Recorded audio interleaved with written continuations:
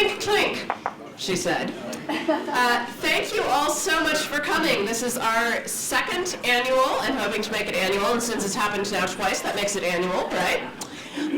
Small Press and Self-Published Authors Fair here at the Coralville Public Library. You can see our authors are all over the room. The way the events are going to work today, we're going to have a whole long string of readings. It should be pretty exciting though. They're pretty fast. They're about 5 to 10 minutes. As I was just telling Nick Johnson, I am in fact going to stand in the back and slice people off if they start to go over their time, because we do want to get a chance to hear from everyone. After we've done that, there'll be a chance first for all of those of you who have worked with small presses to come up to the front here, and Steve Sumpkin is going to ask you a few questions about, not right now. I hope he's going to, otherwise I will. Anyway, it'll all work out. Your process, how you sort of got involved in small press publishing, that sort of thing. We'll do a little bit of that. We'll take some questions from the audience. Then I'll invite all the self-published people up to do a similar sort of thing with me. And then there'll be time, as I said, for everyone to mingle, for us to have a little party, and everyone to go home for Saturday night dinner. So that's the plan. Last year I bored everyone to tears with lots of statistics about the state of self-publishing and small presses, and I think you can tell by being here that they're very robust and it's a growing trend. I'm so pleased to be able to offer this opportunity to the incredibly wide variety of writers who have taken it upon themselves to get their words out there here in the Coralville area. And I'd like to get things started with Rob Klein, who in addition to being an excellent writer is also, and I take every opportunity I can to mention this, my student teacher when I was in high school. Rob, come on up.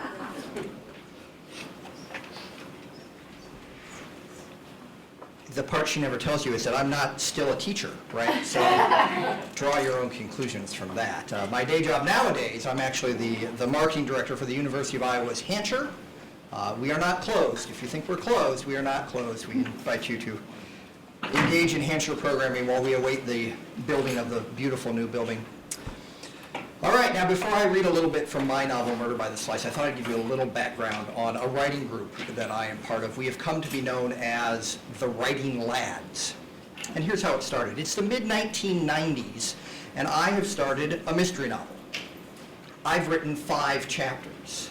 I've shown it to local writing luminary Ed Gorman, and he has told me that I'm doing a good job. But I realized something important about mystery fiction. It's important to know who did it, why they did it, and how they did it. I didn't know any of that. So I put the book away for years and years and years, until my friend Randon was coaching a Lego League team with my wife Jenny. And he was explaining that he had been working on a book project at the Cedar Rapids Public Library, and that the flood had washed out his workspace, and that he'd had trouble finding the motivation to keep going. And so his idea was that he needed to find some people to help him get going again. And my wife said, and I can hear her now, she said, Rob started a book once. Which was true. And so Randon called me up and said, I think we should meet every week and work on our books together. And I said what any reasonable person would say, no. That's really sweet of you, Randon, but that book's 15 years old and I don't know who did it and why they did it or how they did it. So, thank you, but no. So Randon's persistent, and he took me to a Hawkeye football game. And we sat up where the fancy people sit, where you can stay warm and you get drinks and all of those sorts of things. And he pitched me like I was a donor and said, I really want to work together on the books, and let me make this my closing argument. I'm dealing with cancer. Crap. So we started meeting every week.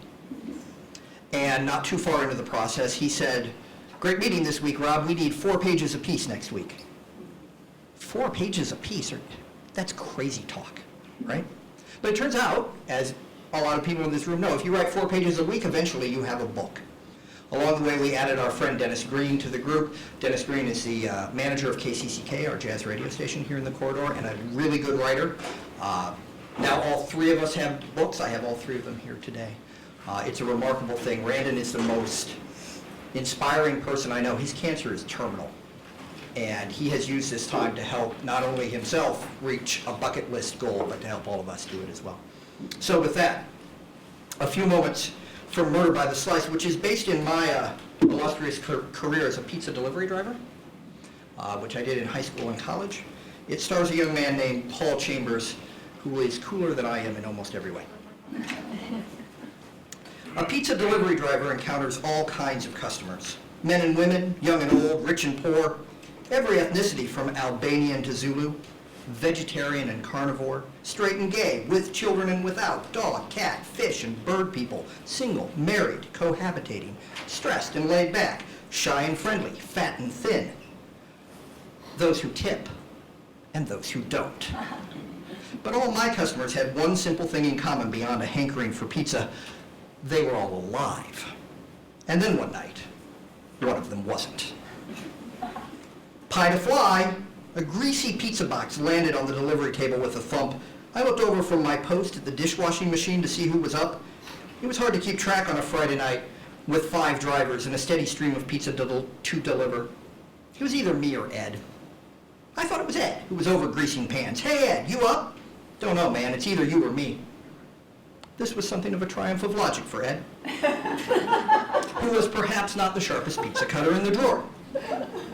I'll check the sign-in sheet, I told him. The sign-in sheet would tell me which one of us had returned a passable pizza first after the last frenzied round of deliveries. First in, first out. That's the first rule of peaceful pizza delivery.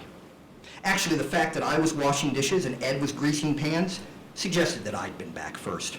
Virtually no one chose greasing pans over washing dishes.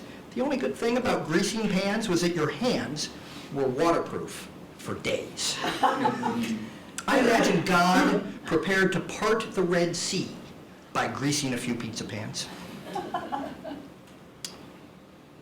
I pushed the big silver top of the dishwasher over another set of dirty plates and silverware. As the whoosh of the machine filled the back room, I headed to the delivery table, slipping someone's dinner into an insulated delivery bag as I scanned the sign-in sheet.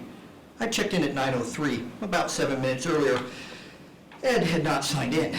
According to the sheet, he'd been on the road for well over an hour.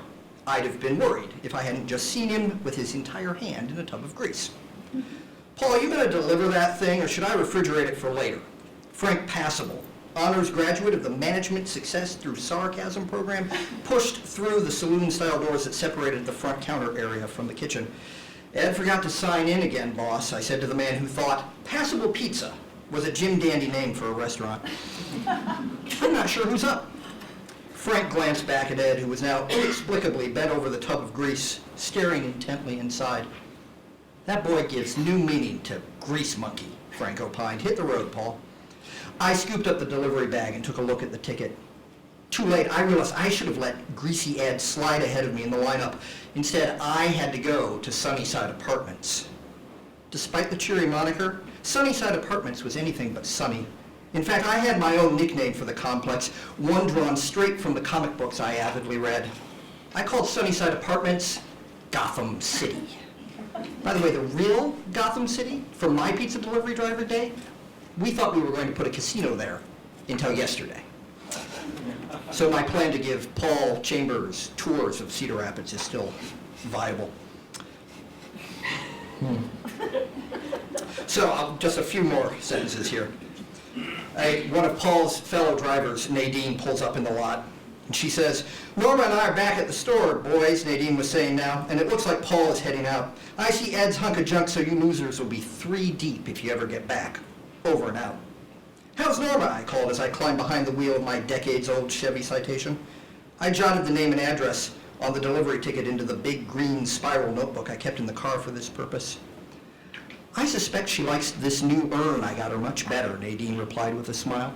She was wearing an orangey shade of lipstick I thought was probably meant to complement her newly colored hair. It's not so confining. Norma was Nadine's dearly departed mother. Norma's cremated remains, securely seatbelted, rode shotgun everywhere she went. I wasn't sure the Board of Health would approve, but Nadine made sure Norma never became a bonus topping. I gave Nadine a wave as I pulled away, sighing again at my own stupidity. I turned on my CB, hoping that the chatter would distract me from the fact that I was headed to Gotham City while Ed continued to lubricate himself. Thank you very much.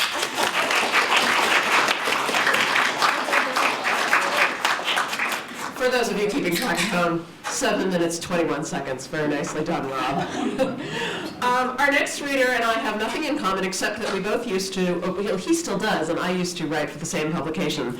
Little Village's own Thomas Dean is up next. Thank you.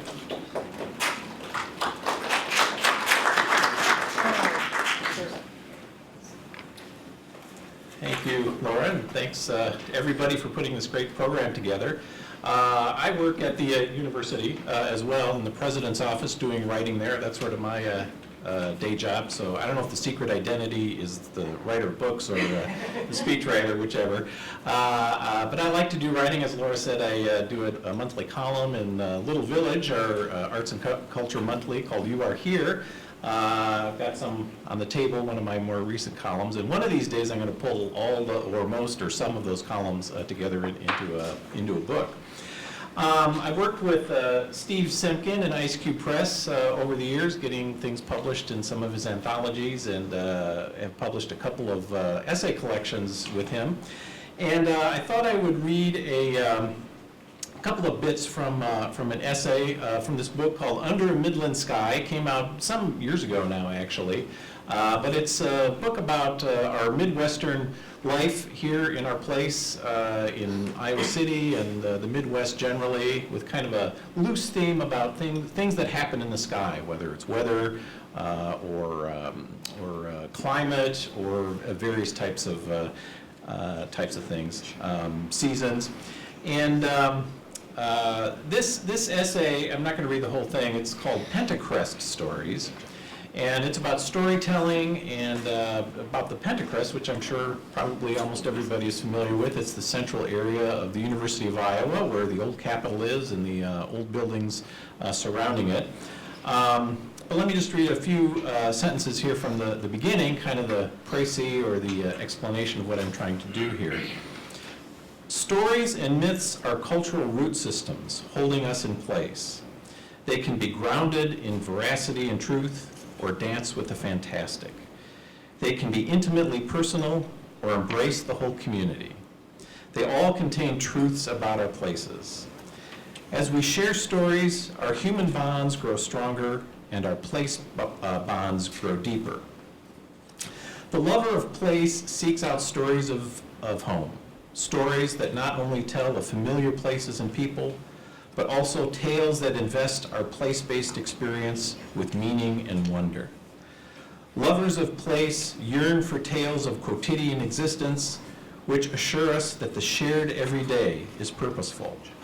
And they long for tales of imaginative marvels that point to archetypal structures we share with all humans across time and space. I go on to explain a little bit about what the Pentacrest is for those who are not familiar, so I won't go through that. But of course, it is one of our very important central kind of community gathering places where all kinds of things have happened, from people gathering at the assassination of Abraham Lincoln. There's a wonderful photograph of that, all the way up to recent protests and gatherings and memorials and vigils and all kinds of things. So what I did with the essay was I wrote 4 little stories or little vignettes for what I am calling Pentacrest stories, one for each season. So I thought I would read the spring one, since it's spring, and then maybe we're all eager for summer, so I'll read the summer one too. I think the spring one, some of these are, as I suggested in my preface there, are more grounded in reality, my own experience, and the summer one particularly is just sort of a little story, maybe trying to create a little legend of our Pentacrest. So anyways, here's my spring one. When I was a graduate student in Iowa City in the late 1980s and early 1990s, I knew spring had come with the reappearance of the Bear Man. Some may say he was just a homeless guy, wandering through town every year, but he was more than that. He always wore a brown jumpsuit, maybe a custodian's outfit he picked up somewhere. And he wore bear slippers, big fuzzy brown slippers with little claws. The Bear Man always sat in the budding warmth at the base of a big tree in the middle of the Pentacrest lawn on the west side of McLean Hall, soaking in the Iowa spring sun after hibernation, sometimes eating fruit. Occasionally I'd see him walking around campus or downtown, talking to pretty young women. He seemed to enjoy the hustle and bustle of young people moving about him, their energy giving him joy. Maybe he was giving them the energy of spring, the strength of the bear just awakened from winter's slumber. When I moved back to Iowa City in 1999, the big tree in the middle of the Pentecrest lawn west of McLean Hall was gone, victim to the straight-line winds that pummeled our town in 1998. I haven't seen the bear man since. Maybe when he returned in the fall of '98 for his spirit to snuggle down for a long winter's nap in that tree, he had to move on to another and a different town. Spring in Iowa City is still full of energy, of excitement over the completion of another academic year, of flowering redbuds, of flowing sap. But I miss the bear man. I hope he's sharing his spring tonic with another welcoming community, someplace with a nice big tree for his winter spirit slumber. And then here is the little summer story. That extra minute of daylight on the summer solstice, the longest day of the year, is a unique moment, especially precious. In those fleeting seconds, magic happens. In Iowa City, Rusty the Giant Sloth, a statue in the most popular display in the UI Museum of Natural History, comes alive in that moment, enjoying one night of slow but joyful frolic. A few years ago, I was determined to stay up all night on the solstice in order to catch a glimpse of Rusty. The museum was closed, but I planned to spy old Rusty sneaking out for his annual clamber up the old Capitol to burnish the Golden Dome. At the stroke of the solstice, I peered into the museum's front door atop the old stone steps. It was dark inside, but I'm pretty sure I saw Rusty sneak into the gift shop and rearrange all the rubber animals in the bins. The clerks just laugh and shake their heads the next morning every year. I strained to listen, and I think I heard him singing his annual slow summer ballad to his lugubrious soft shoe across the McBride Auditorium stage. I think I heard some bones rattling too. Rusty and the whale skeleton are especially good friends. The giant sloth telling his annual giant joke to the bleached remnants of Moby Dick. Rusty would never come out with me looming so closely, so I crept under the comforting bower of the big larch tree on the Pentecrest lawn. As the moon rose, though, I grew tired, and dang it, I fell asleep. I awoke to the robins chirping, the rising sun warming my blood. I had missed Rusty. I looked up to the waving flag and the golden dome of Old Capitol, and I swear it did shine a lot more brightly than it had the day before. Thank you.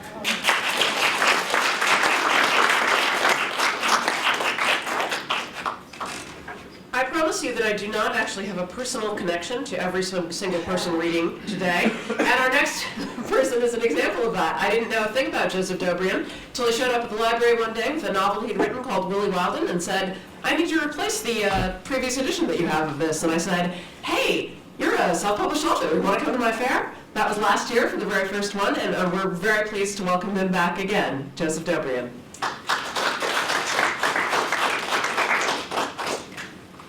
Thank you, and today I'll be reading from that very book, Willie Wilden. And this is Willie Wilden. As you see, he's a cartoon Indian with a war club and a scalp lock on his head. And he is the mascot of the sports teams of Van Deventer College, which is a small imaginary school in upstate New York. The protagonist of this book is a professor at this college. He's a middle-aged man, and he's very stodgy and conservative. And he's also very, very shy and clumsy around women. And he has finally managed to get a date with this woman about his own age. He's had his eye on for a long time. He finally worked up the nerve to ask her for a date. So they're going to a football game. And this describes their date. Somehow, Baloo managed to drive to Case Schermerhorn Memorial Stadium without any faux pas that he could notice. He remembered to open and close the passenger door for Dora before getting into the car himself. He didn't make any wrong turns. He had no trouble finding a parking space just a couple of blocks from the stadium. Dora gave him another of her huge smiles as they walked. "It's so exciting," she said, gazing up at him, and Baloo felt that indescribable wistful thrill once again. He yearned for her to take his arm. "Are we going to win?" "I doubt it. Cornell's a much bigger school, like 10 times our enrollment. I don't even understand why we schedule them. No, it'll probably end up 56-0 or some kind of Baroque number like that." "At least if it's 56-0, it'll be a reasonable score for a football game," Dora remarked. "Not one of these ludicrous scores like 25-11 with lots of safeties and missed extra points. If the score can't easily be arrived at with 7s and not too many 3s, it offends my sense of order." "Cornell's brought their band with them," Baloo remarked, as they heard drums and brass getting louder the nearer they got to the stadium. "They got one of the best bands in the country by reputation, anyway."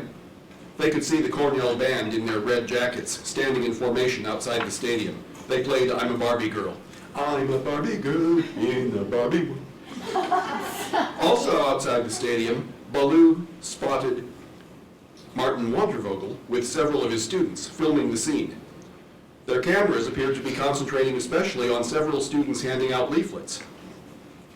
A couple of the leaflet passers did not look like college students. They appeared older and somewhat foreign.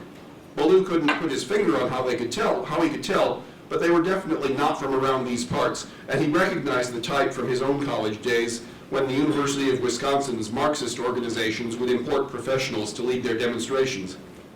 Watching the action off to one side stood his student, Firenze Q. Tangwiz, drinking out of a red Drano bottle. "Change the name," the agitators shouted as they handed out their leaflets, trying to be heard over the Cornell band. "Change the name! Stop demeaning Native Americans!" One of them handed Baloo a leaflet, and he and Dora read it together. "Would you root for a team called the Van Devender Ends? Demand change. Stop the use of racist team mascots, here and everywhere." The other side of the leaflet featured an indignant essay in the same vein. Baloo glowered. "Now this pisses me off," he told Dora. "Excuse my French, but it does. People going around looking for reasons to be offended so they'll have another excuse to mind other people's business. It just infuriates me." Dora looked at him gravely. "You obviously have strong feelings about this." "You know what? Willful ignorance offends me. Stupidity offends me. If there was a real issue of racism here, I'd agree with these idiots, but there isn't. This is a purely manufactured issue that's been concocted by a few professional troublemakers and people who take a pathological enjoyment in being offended. And they often get their way, people like that, because they shout and threaten and whine louder than anybody else." Baloo's voice rose and his hands began to chop the air. "And really," he continued, "all these people want to do is make sure that everybody lives the way they think they ought to live. And they want to suppress anything that doesn't suit their worldview. But mainly what they love is they love disturbing other people. They love starting with other people. See, Dora, there are two kinds of people in the world. Some just want to be left alone, and some can't stand to leave you alone. And that's what we're dealing with here, the latter type, despicable people. Honest to God, I could kill them." Baloo's eyes were blazing, and he knew it. "My," said Dora. "Well, maybe you agree with them?" "I don't know," said Dora. "I would hate to think that they were taking this position out of a pathological urge, as you say, or because they're ignorant." Baloo figured this wasn't going anywhere good. "After the game, I'll explain to you why they got no case at all, if you're still interested. I don't want to work myself into a frenzy yet, which I will do, I warn you." "Oh, Roger, you're very scary when you get angry. I just don't know what to think. I've never seen you so emotional before."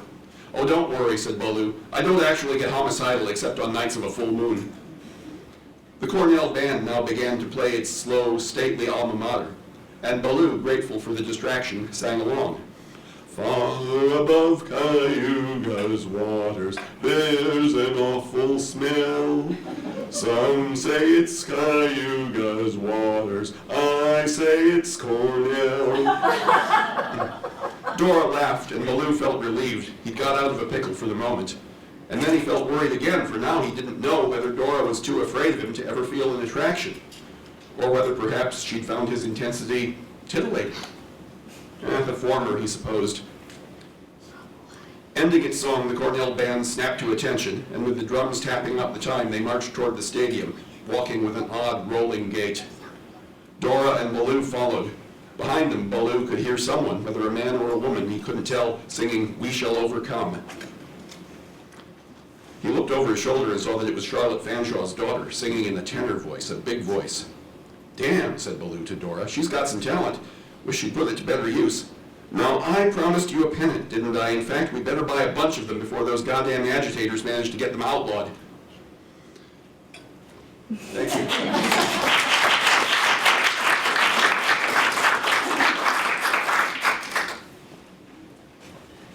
Thank you so much, Joseph. Our next reader is someone I've known for a long time and was in school with here many years ago. My friend Andy Douglas is up next.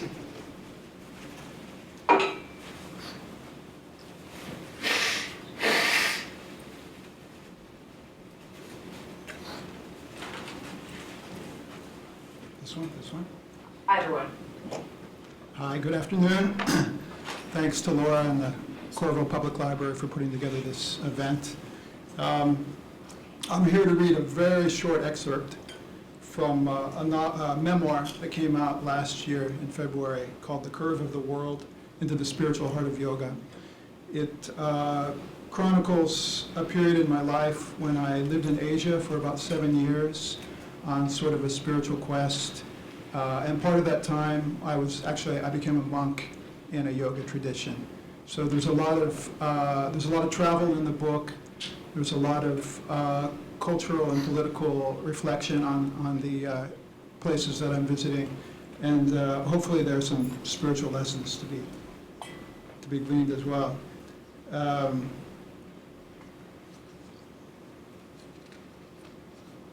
So again, I'm vying for the shortest. I'm trying to go for one, so we'll see.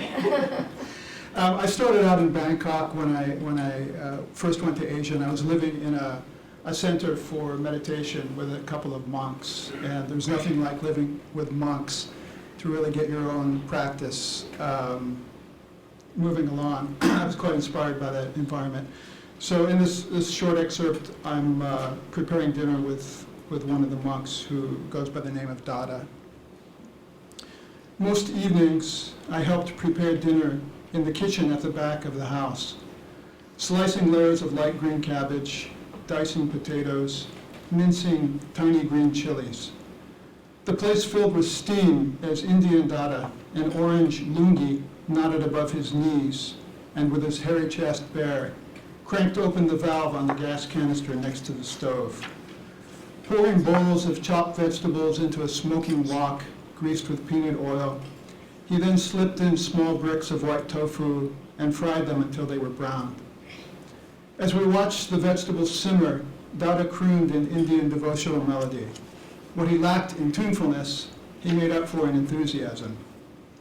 The food, he explained, is absorbing the energy of the cook. Chanting or singing ensured that the cooks, the surroundings, and those who ate the food were all properly blessed. What you ate and how it was prepared exercised a subtle effect on your emotional health. If the cook was having a bad day, the perceptive diner sensed it at mealtime. Wiping a few beads of sweat from his forehead, Dada grinned and sighed. Even rice with a little salt can be a feast if you are preparing it with love. There were echoes here of what I'd read of Zen Master Dogen, whose 13th century treatise on monastic cooking cautioned monks to care for each single grain of rice. Handle even a single leaf of a green in such a way that it manifests the Buddha, he wrote. This in turn allows the Buddha to manifest through the leaf. I lay newspapers on the floor of the main room and set down the steaming pot of Thai rice. Then I laid out plates and forks. The front screen door had come undone, and so, hoping to deny entry to the evening's mosquitoes, I latched it shut. As I returned to the kitchen to wipe clean the chopping block, I realized that this was the idea I longed to understand, how we make the world sacred through our intentions. Thanks.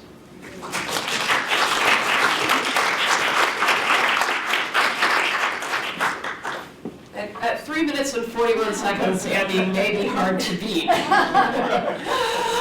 But I'm sure that our next guest is gonna put it to him. This is Nicholas Johnson, who is either famous for having been an FCC commissioner or for having been on the Iowa City School Board. Take your pick. But he's here to share a little bit with us. Thank you. Thank you, Laura. Let's give Laura a hand. This is a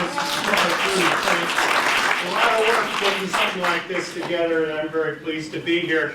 The only disappointment is that I was hoping today to get Joe's signature on my petition urging the Washington football team to change its name. And so I now fear that's probably not going to be possible. I brought a number of my books today, but not all of them. My first two, How to Talk Back to Your Television Set and Test Pattern for Living, were first published in the 70s by real publishers, Little Brown, Bantam, probably in all editions sold something like 200,000 copies. But they're now out of print, even though I think the content is still, if anything, even more applicable today. And so I've reissued them through Lulu, and this is what they look like. And they are here. I have a blog, as some of you know, with now over more than 1,000 entries, called From DC to Iowa. And I took all of those from one year, 2012, and that's a book. I took those from the presidential campaign in 2008, and that's in a book called Are We There Yet? I've taken some of the writing since How to Talk Back to Your Television Set, and that's in a book called Your Second Priority, meaning whatever is your first priority, women's rights or save the whales, your second priority, or those of Joe's, your second priority is got to be media reform, because otherwise you just don't have a prayer of any kind of progress. And there are a couple books that I've put my students writing in to try to give them a little step up the ladder as they leave law school. But I'm going to talk today about what do you mean and how do you know, which is a sampling of writing from my father and myself about general semantics that was created for an undergraduate first-year seminar that I was asked to teach. Especially for those of us in the words business, an understanding of general semantics is somewhere between very useful and absolutely essential in my view, and this is what that book looks like. Just out of curiosity, show of hands, how many of you have read any general semantics literature? All right? Oh, there are two or three. Okay, there was a time in my youth when this was the hottest subject in the country. There were study groups everywhere, lots of books written, and so forth. The principles are also more needed today than they were then. So I thought it was useful for the students, and they seem to think so as well. Here is how I've attempted to define general semantics in this book. That semantics is not about semantics as in the expression, you're just arguing about semantics. It's not about defining words or their historical etymology or cognates. It deals with language as human behavior. That is to say, what consequences flow from the fact that when we speak, we're really talking about something going on in this electrochemical soup inside our skulls. It has nothing to do with what's outside, or at least very, very little. And we confuse it with what we think we're talking about, and that leads to problems. Here's the, from now until I sit down, which will not be 3 minutes, but hopefully no more than 5, is the excerpt from the opening pages of What Do You Mean and How Do You Know? Ever wonder what caused that simple misunderstanding that resulted in your losing a relationship with someone who was once your same-sex or opposite-sex friend, lover, or family member? Are you sometimes frustrated because the life goals you've set for yourself seem to elude your grasp? Have you ever wanted to ask a professor, what on earth are you talking about? Listening to an angry talk show host, do you wonder where he gets his facts, if any? Do you sometimes have arguments over propositions that can't actually be proven one way or the other? Did you stop to think about what U.S. presidents mean by war and terrorism when they say we're in a war on terrorism? Why do engineers and doctors and other scientists seem to be coming up with so many more useful innovations than the rest of us?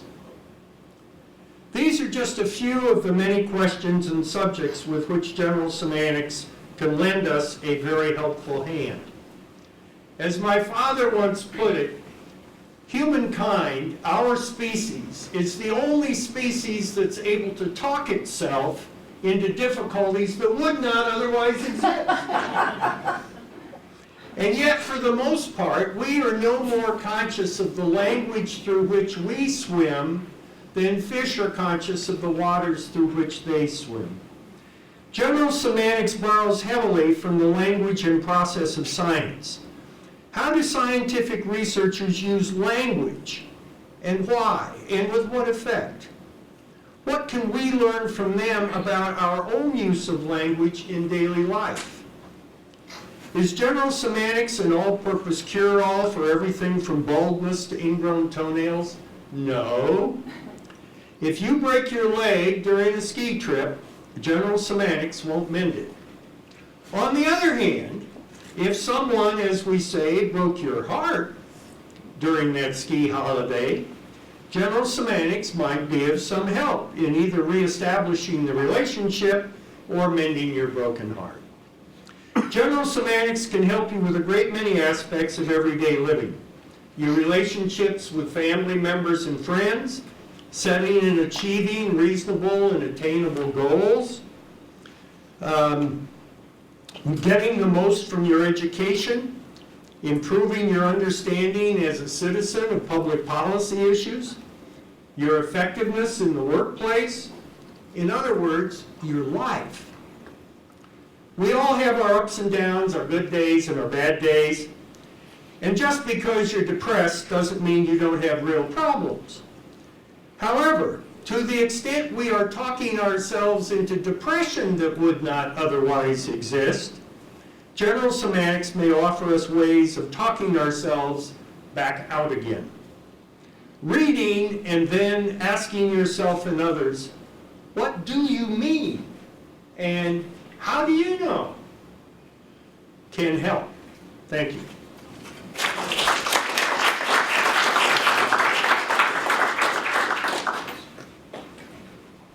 7 minutes, 38 seconds, in case you were curious. Our next writer came to my attention, I believe, via a purchase suggestion that I got at the library. Something that you may not know, if there's something out there that you want to read and we don't own it, you are always welcome to make suggestions for our collection. We can't always get all of them. Sometimes people request things that are out of print. An unfortunate thing that happens now is that people request things that are only available as ebooks through Amazon, and I cannot buy them for the library for love, money, blood, or anything else. But in this case, I was very happy to be able to get Kate Caston's books for the Coralville Public Library collection, and I'm happy to have her here today. Please welcome Kate Caston.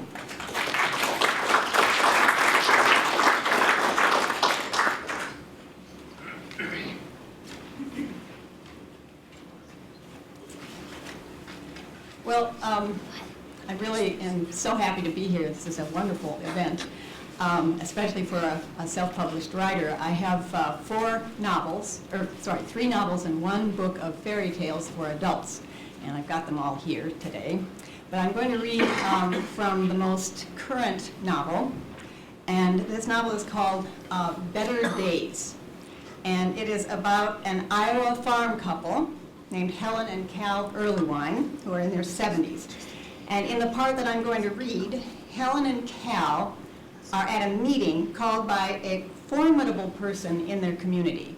Her name is Nancy Bannister, and she is the local town booster.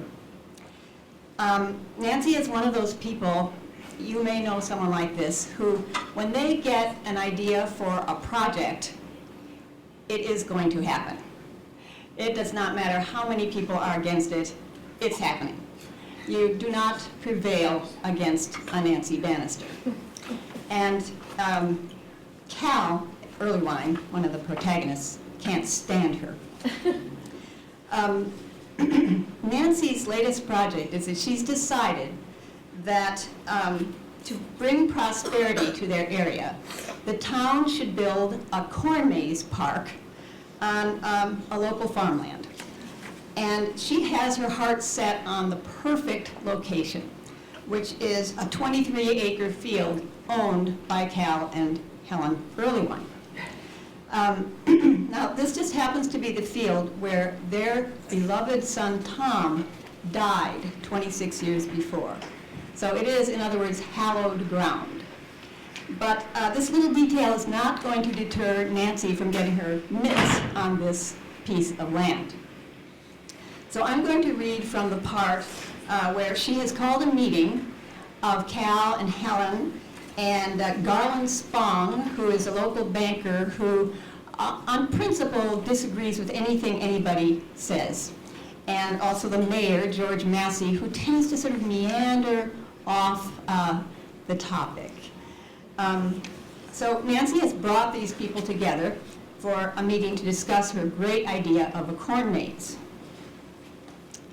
Okay, this is Nancy. I thought, since I'm the one who had the crazy idea, I would help us get going by laying out some thoughts that I've been hearing from people around the county. However, I'm only going to play the role of facilitator. She sat down. Because really, we want a full hearing of people's thoughts and concerns. There are no bad ideas.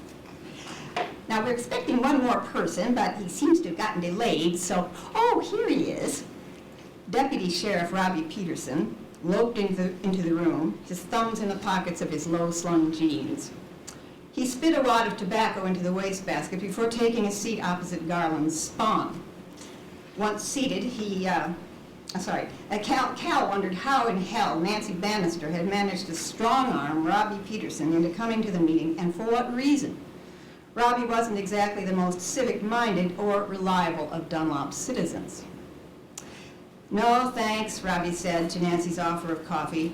"I've had so much caffeine today, I'm pissing brown." "Well," said Nancy brightly, "oh, why don't we get started then?" "I've done a kind of informal survey, and now, shouldn't we have a written agenda of the order of business?" Here we go, thought Cal. Spong is going to have us here all night, objecting to every trivial thing. But no, Cal had forgotten Nancy Bannister's unique aptitude for squelching Spong's automatic naysaying. "Yes, that's a terrific idea, Garland," she enthused, "but I thought this should be a kind of a casual brainstorming session, just a chance for us to put our thinking caps on and let our thoughts flow." Nancy handed around her stack of printouts. "Now, I've made copies for you all of these graphs, which show the earnings of corn maze enterprises in the state. Strictly speaking, these are not graphs. These are tables." "You're so right, Garland, thank you." She winked at the others. "This is why we're glad to have a banker on our committee, to keep us honest." Cal turned to Helen. "Is this a committee? I didn't agree to be on a committee." "No, of course not, Cal," said Nancy. "Don't mind me. I've been on so darn many committees this last year that I took my niece and nephew to McDonald's the other day and almost called them to order. No, we're just a little ad hoc group." So, as you see, the first table shows the range of net income of these corn maze projects after 3 years of operation. And there is a direct, positive relationship between revenue and proximity to the interstate. Now, Cal's and Helen's 23 acres at Border County Road R37 are only 2 miles off exit 133, and ideally situated for, I think that's 2.2 miles off the exit, interrupted Spong, smiling at Nancy severely. "Right again, Garland. I know you bankers don't hold with rounding as well you shouldn't." So, at 2.2 miles, you know, I remember when R37 only went up as far as Baxter's place, before they built up that berm to keep it from flooding, said the mayor reflectively. Lost my place here. "Before my time, I'm afraid," said Nancy briskly. "So, with 10 acres for the maze itself, and another 13 for the rest of the park, it's possible to bring in considerable revenue to town and county improvements. To say nothing of the volunteer and summer job opportunities for our senior citizens and young people." Robbie had taken out a pocket knife and was scraping dusty flakes of dried mud onto the linoleum from the bottom of his boots. Robbie, do you want to say a few words about your idea for the young people? Robbie put his knife down. Give them jobs, selling stuff at the concession stands, hauling out the customers that get lost or get heat stroke. Oh, no, I don't think there'd be any problems with heat stroke, broke in Nancy. One of the concessions we thought of was to sell broad-brimmed straw hats with the Dunlop Labyrinth logo on them. Garland Spong set his cup down hard on the table. People aren't going to know what a labyrinth is. It sounds like some kind of highway construction detour. I remember studying about the Minotaur in high school, reminisced the mayor. Maybe we could put a Minotaur in it. A Minotaur is a mythical animal, George, said Cal. No, I mean something out of paper mache, or I guess that wouldn't hold up in the ring, would it? But maybe someone could slap it together out of scrap metal, or... Now, I think that we could have a Name the Maze fundraiser. I thought of the Amazing Maze Maze as a name for it. Cal, she said, that word maize is the Spanish word for corn, spelled M-A-I-Z. Helen said, the Spanish word isn't pronounced with a long A, Nancy. It has 2 syllables, maíz. Oh, really? Nancy sounded put out. Cal smiled. Helen hadn't been a school teacher for nothing. Well, said Nancy, we're just brainstorming here, and remember there are no bad ideas when you brainstorm. Anyway, the first question is still where to put the maze. Liability could be prohibitive. I'm so glad you brought that up, Garland. If you'll turn over the second sheet, you'll see the profit margin is still well above costs, including insurance and infrastructure. Infrastructure, thought Cal. Where the hell does she think she is? Afghanistan?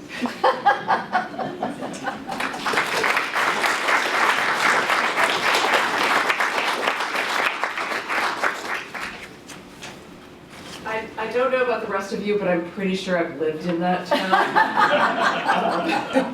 So, anyway, our next reader is another veteran of the small press and self-published authors fair from last year, Michael Kugler. He is here now with 2 books out, and I truly cannot remember how it was that I first ran across your work, but perhaps you do. Anyway, we're so happy to welcome you back. Please welcome Michael Kugler.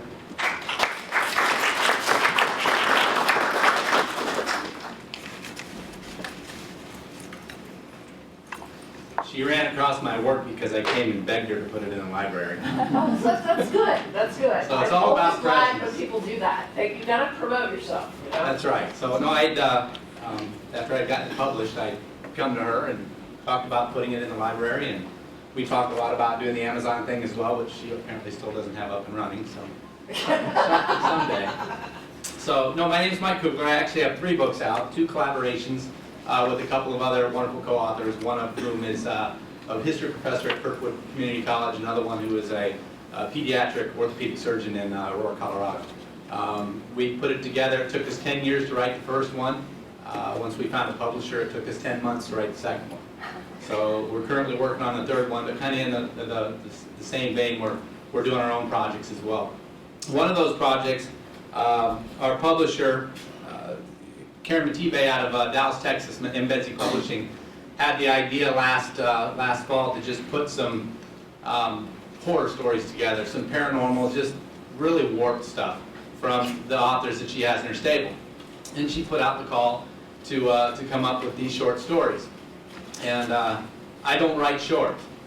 Hades Gambit is the first one, and it rings in at about 250,000 words. Rise of Cain is a little shorter by about 100 pages, so it's still about 200,000 words. When I asked her how long she wanted these stories, 3,000 to 5,000. Right. That's a title for me. So it was a challenge. So I started putting it together, and I'm really big on character development. I love developing characters. I'll write characters before I even get into what I want the book to be. I'll just create sketches, and I do a lot of people watching. And I was at Icon last November, and I saw a bunch of people just walking around in their cosplay outfits, and I'm sitting there while I'm trying to sell books, and I'm also making, or doing character sketches as well, what makes this person tick. So I like to delve into these people, and there's no perfect character out there, there's no perfectly good character, there's no perfectly bad character. Everybody has a mix. So what I did in this is, I got 2 stories in this, this compilation. It's called Sadistic Shorts, Tales from the Devil's Drawers. And we have a guy with underwear on it that is vaguely satanic. So yeah, when we put this together, we really put it together on a lark. We didn't expect to do anything with it. It was fun. It was a good time. And it came out last Halloween, and really just, a few people bought it here and there. And then Karen contacts us a couple of weeks ago, and she says, "You're never going to believe this." She said in the month of March, it sold over 200 copies. We've done nothing to promote it. Moved up to number 27 on Kindle's list of short story horror stories, and as of this morning, it is at number 11. So I don't know who's buying it, but apparently we're screwed up enough that a lot of people really want to see what we have to say. So what I'm going to read out of is a little bit out of one of the ones I did. It's called Jigsaw, and in 9-10 pages, what I'm trying to convey is just really getting over the top with this particular character who's in high school and really is just having a rough time of it. But I like the supernatural. I like the horror aspect of it. So rather than go along the lines of today's real horrors, I try to take this to a different level. The solitary candle was the only light in the room, creating shadow demons that danced about the walls as the teenage boy set his treasure down upon the old card table. Pushing often taped black-rimmed glasses back along the bridge of his nose, he sat down heavily on the battered wooden bar stool that he had retrieved from his mother's kitchen. Looking at the lid of the box, he managed a crooked smile, and a chuckle that came from him was anything but humorous. It was time to begin. His given name was William Robert, but everybody usually just called him Billy Bob. Of course, that was only when they were being nice, which wasn't very often. In truth, it was one of the easier nicknames to take, although he still despised it. Most of the other taunts, Four Eyes, Needle Nose, Zit Face, and others that were worse, were much more difficult for his battered psyche to handle. It could be argued, however, that William Robert only had himself to blame. Well, William Robert transcended the standard look of the typical high school nerd. He personified the stereotype with his bulging pocket protector, his thick tape glasses, and complexion marked with a serious case of acne. He then took it to another level altogether by adding purple high-top Chuck Taylors, tan pants, usually polyester, that rarely made it past mid-calf, and a white short-sleeved button-down shirt that always had ink stains around the pockets. Yes, William Robert Davis was a nerd among nerds, and William Robert Davis had finally been pushed too far. Marianne Phillips was the epitome of high school beauty and snobbishness. She was the head cheerleader, the homecoming queen, the prom queen, and the teacher's pet, all rolled into one beautiful package of scintillating curves, flowing blonde hair, and a model's face. She was perfect, and she knew it. And if someone had the audacity not to recognize it, she had no problem setting that person straight. Yes, Marianne Phillips ruled her school with an iron hand, and Marianne Phillips hated anything and anyone that didn't measure up to her standards. William Robert sat quietly for the longest while, just staring at the box sitting before him. It was a nondescript cardboard box with no markings save a tiny black sticker in the corner bearing spidery handwriting. Jigsaw Puzzle, a Mystic Marvin original, 1999. Mystic Marvin's Magic Emporium. William Robert loved the place. He went there regularly and enjoyed the dark and incense-filled atmosphere of the little store, as it brought a peace to him that he rarely found elsewhere. The Emporium was a small, quaint little shop off a downtown side street, and over the past year, William Robert had struck up an odd friendship with the owner, a wrinkled little man who simply referred to himself as Mystic Marvin. The name had never mattered to William, only that Marvin seemed to always have an ear for him when he needed someone to talk to. Today was no exception. When William Robert had shown up at the little magic shop after school, his clothing stained and smelling, Marvin had seemed to know immediately what was wrong. He had known William's thoughts, known his agony, and known his fury. Most importantly, he had known the hope for vengeance that was consuming the young man. And without a word, he had simply gone into the back room and returned with the box. "This one is on the house," Marvin had told him with a sly smile. Now the box lay before William Robert, ready to be opened. His mind, the mind of a genius, but hopelessly trapped in a terrible teen existence, mulled over the events of the school day, and his fury grew. Why did they hate me so much? Why did they torment me mercilessly? It had taken the time to consider it, He would have known the answer lay in his appearance, coupled with the inherent shallowness of high school students. But like all those others of his type, it never seemed to have registered to him that all he had to do was change it, or ignore it. But he didn't get it, so William Robert could only dwell on today's debacle, the worst he had ever endured. With a sigh mixed with rage and longing, he thought back to the incident in the cafeteria, the untied shoelace, the stumble, the inadvertent bump. Oh yes, one cannot forget the bump. And why, oh why, did he have to bump into Mary Ann Phillips? He remembered the look of utter contempt and pure hatred in her eyes as she slowly turned around and watched as he picked himself up from the floor. Cafeteria food smeared all over his shirt where he had landed on his tray. He had mumbled an awkward apology, but that was lost in the laughter of the other students, all directed at him and his predicament. Everyone was laughing at him, just as they always did. Everyone but one. No, Mary Ann Phillips wasn't laughing. She was snarling. What happened next had happened quickly, beginning with a slap across his face, apparently because he had come into contact with her. Had he really done that? Even by accident, had it really happened? There was that feeling again, a strange combination of loneliness, of longing, and unadulterated lust. Fighting it down, he ignored the physical effects it had on him, and concentrated on the rage and embarrassment that had all but consumed him when it had all happened. Yes, he had touched Mary Ann's nip. Actually, he had pretty much grabbed it with both hands as he fell forward. And Mary Ann had slapped him for it. She had slapped him hard. And it didn't end there.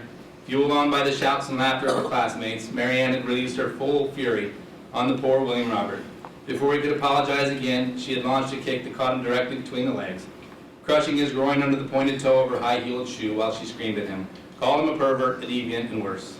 The pain and agony blasting through his body from the kick to his manhood had been unbelievable, and he had collapsed to his knees in front of her, only to throw up the remains of his breakfast. If that hadn't been bad enough, Mary Ann had proceeded to deliver him to the bowels of hell itself. As he knelt, overwhelmed with nausea, pain, and embarrassment, Mary Ann had stepped behind him and, with her foot, pushed him forward so that he went sprawling into the mess of cafeteria food and stomach contents that had been splattered all over the floor in front of him. The laughter in the lunchroom had continued, quickly cranked up to a deafening level. His classmates, the teachers, even the fat old witch behind the lunch counter had laughed at him, all because he had tripped, all because he'd had a little accident. The aftermath was even worse. Mr. Wells, the physical education teacher, had dragged him through the school, parading him in front of everyone, and then shoved him fully clothed into an ice-cold shower. Miss Yanelson, the school counselor, had berated him in a screeching voice and told him that his behavior was reprehensible. Finally, Principal Tanner had suspended him for groping a female student in grossly irresponsible conduct. And he had hinted that the school would back Mary Ann if she decided to file charges. He fished out the first small, jagged puzzle piece from the box and set it on the table. It was a dark piece, and as he looked closer at the fragment of the picture, he thought he could see some sort of insect in it, though he couldn't yet tell what it was. Smiling, he reached into the box and pulled out another, snapped it into place with the first one. It was a perfect fit. Reaching again, he went through a third piece. It too fit perfectly, and the picture began to take shape. Thank you.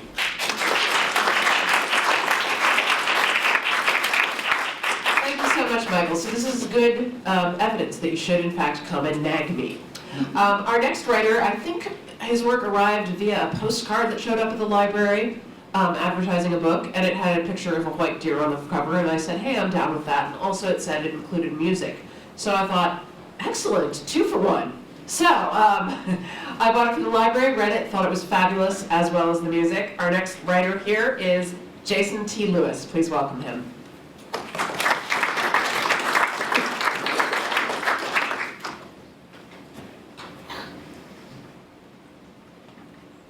Thanks, Laura. Thanks, everybody, for being here, and thanks to the Coralville Library. So, my name is Jason T. Lewis. I don't usually use the T except to differentiate myself from right-wing radio talk show hosts and actors that are much better looking than I am. So, I came out to Iowa City in 2005 to go to the Writers' Workshop, and I had 50 pages of this book. That was what got me into the program. None of those 50 pages are actually still in the book.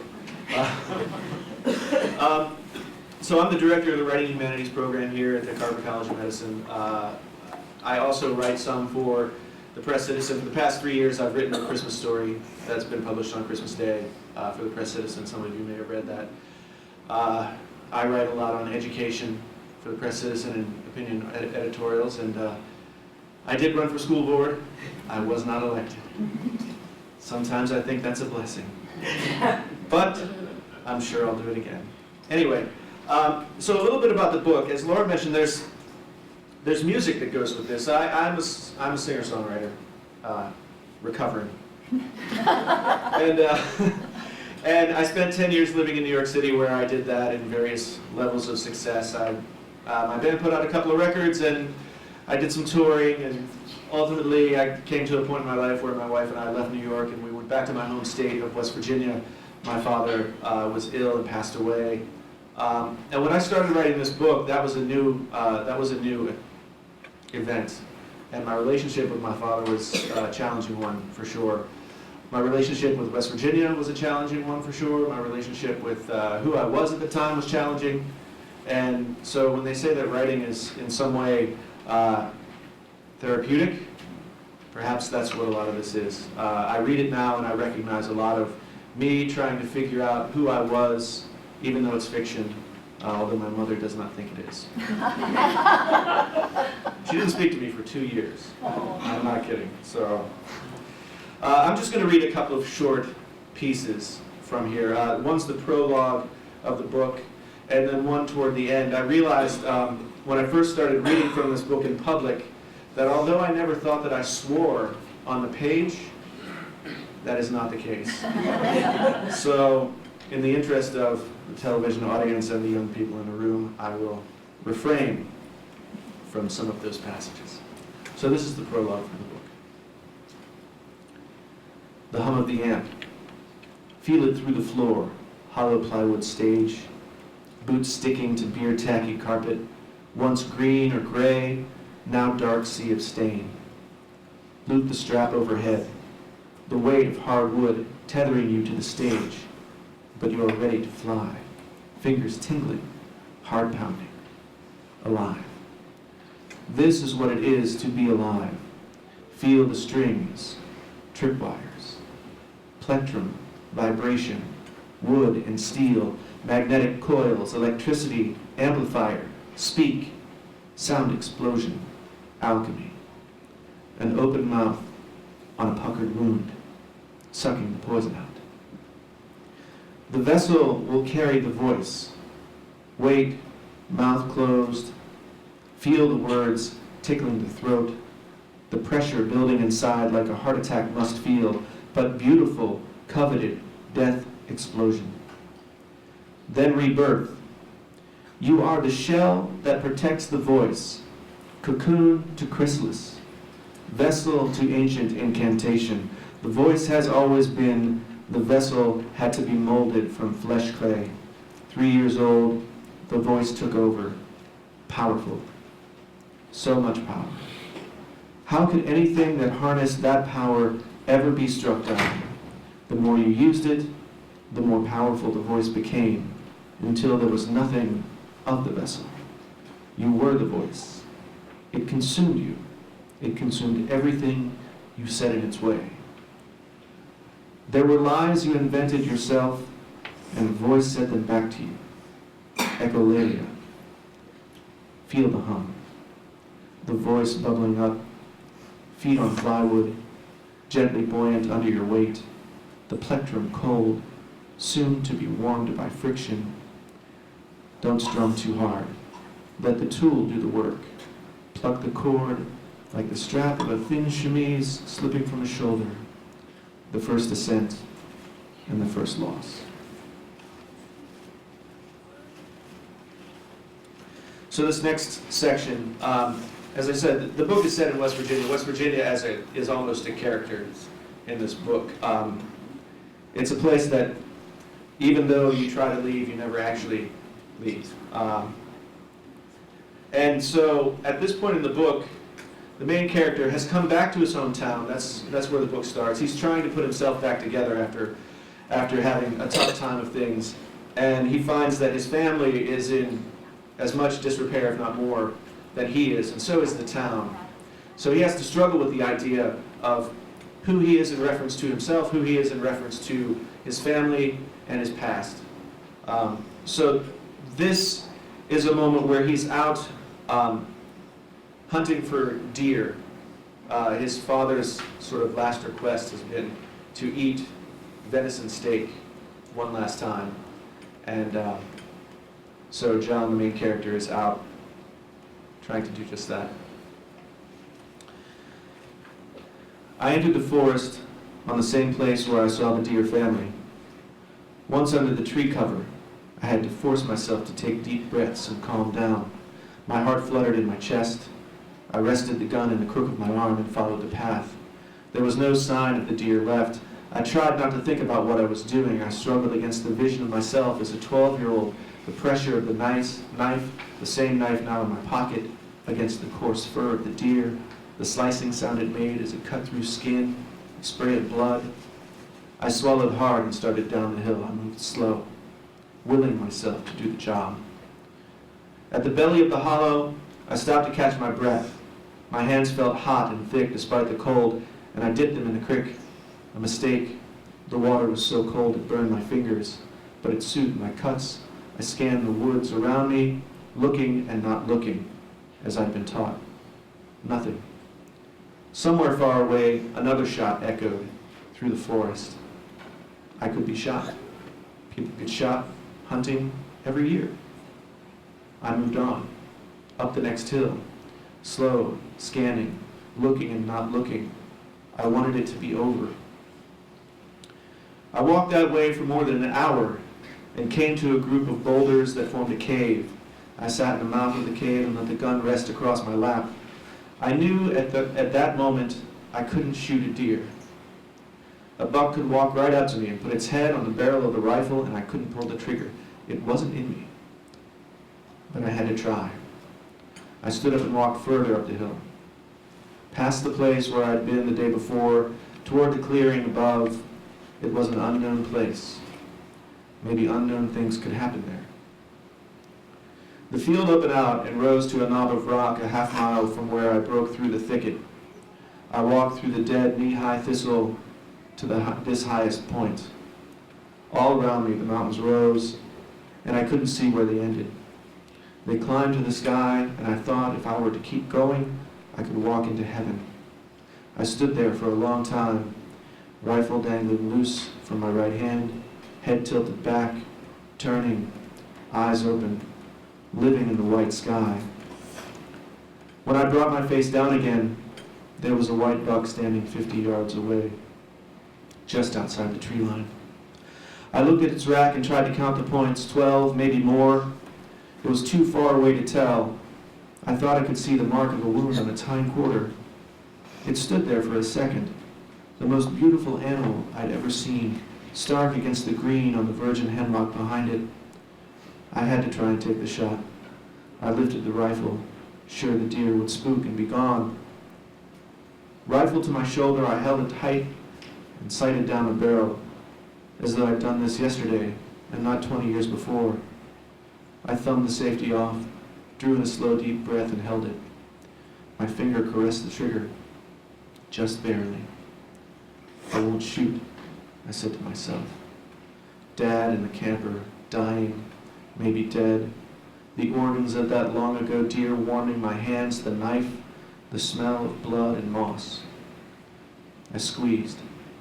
The shot rang against the hill. The white deer leapt high and disappeared into the hemlock. I stared at the gun. I had done it.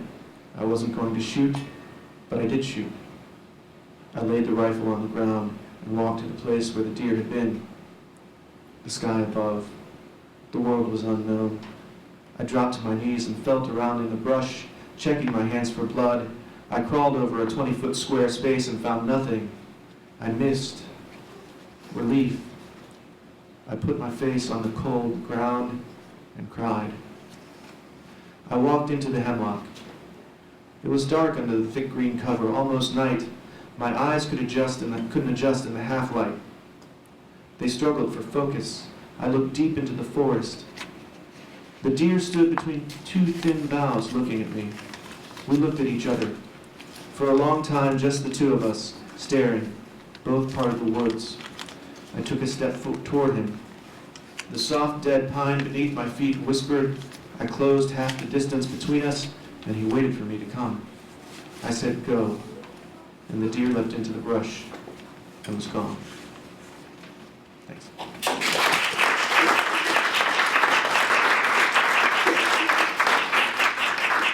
For those of you standing at the back, we do have a few more seats up front here and over here if you'd like to come up and take a seat.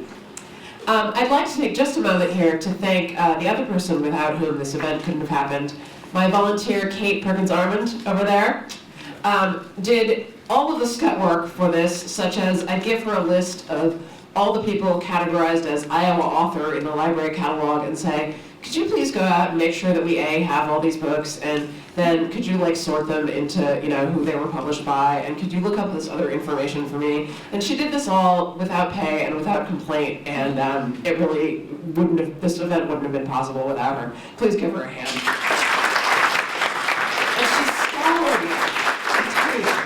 Anyway, one of the people that I discovered that I had known as a library patron that hadn't realized had a book in our collection through this work that Kate did was our next speaker, our next writer, whose name is Edwin Ndum, and I hope I've gotten that right.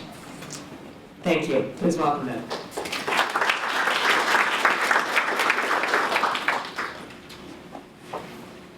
I like to begin by thanking Laura, and I must say that I feel so privileged to be in front of these eminent people and the audience. I'm really, really happy to be here.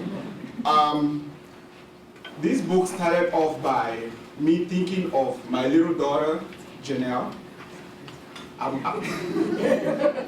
So I know one day she'll grow up to be a teenager, so I'm thinking when she grows up, given what I see teenagers do and what I did to my parents, when she grows up, what will I want to say to her? So that's how I started compiling 1 or 2 words that I hope is going to add one thing to the discussions that you usually have with your teenagers. Now, it's not for teenagers alone. This book is for everybody. It's for me too. Like if at the end of it I write something like I can use some of the advice I give others.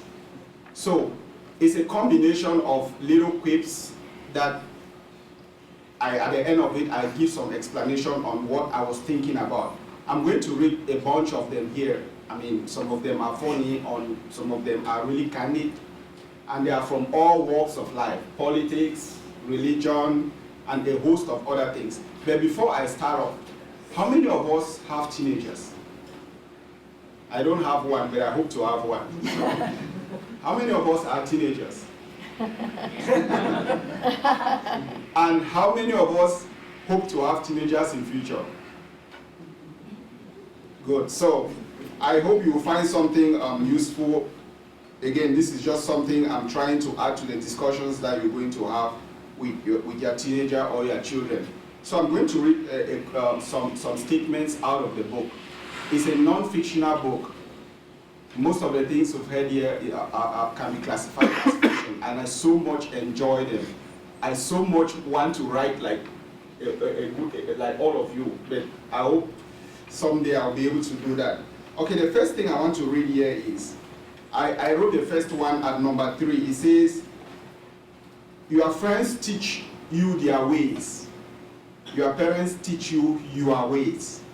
So, if you have been a teenager, and I hope all of us at one point were teenagers, you know how when you get to that point in life, your friends sometimes are more important than your parents. So what I'm trying to say here is, I know you have friends. Why you cling to your friends? Remember that those friends want to teach you what they do, their own ways, not the ways of their parents. Your parents will actually teach you your own way. So listen to your parents. And then the second one that I like to read here, it says, being in school should never disrupt education. Yeah, it sounds confusing, but when you get to school, school is not only about partying, about reading and writing. When you get to school, please, it's a whole package. When you pass through college, make sure college passes through you. It's a whole package. Don't get to school because you think you are in school and you want to do all the things that you think or you've been reading or you've been hearing from friends that you must do. It will disrupt your education. Education is a whole package. School is just where you are. I go to the next one. It says, if the answer satisfies everyone, then it is part of the question. You know, when you ask a question and then normally I give an answer, there's definitely somebody who is not satisfied with that answer. What I'm trying to say here is, if you give an answer to somebody, don't aim for perfection.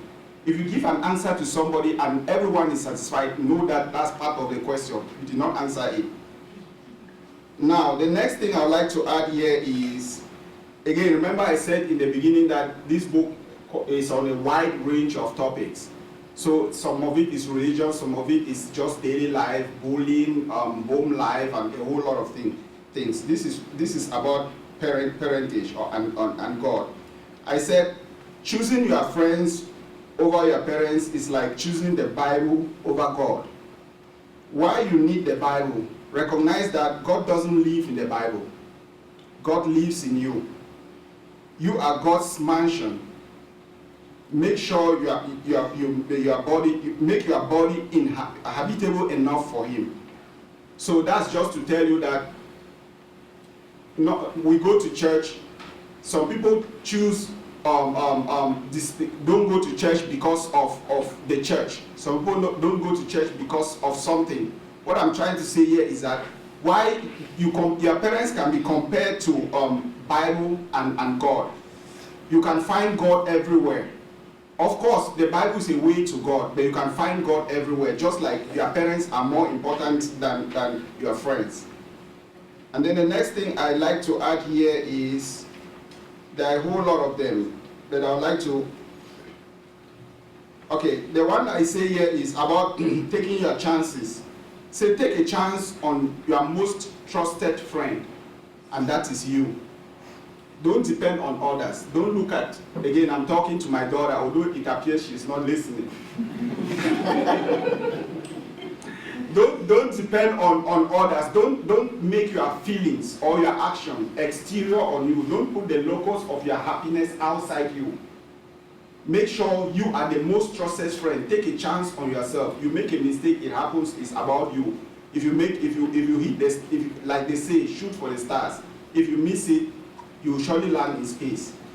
So take a chance on yourself. And then the next one I would like to read here is, it says, life is dynamic. You know, as teenagers, we always want to do what is cool. And you know for sure what is cool today may not be what is cool tomorrow. So what I write here is, life is dynamic. Tomorrow, you will be uncool for the same reasons you are cool today. Yeah, so let me just keep, since I have a few more to read. And then again, they say teenagers have the frontal lobe is not completely formed. That's why we don't, as a teenager, you don't think of the consequences of your actions. But what I write here is, acting before thinking is the worst kind of mental mistake. So before you think, before you do something, just take a moment and pause.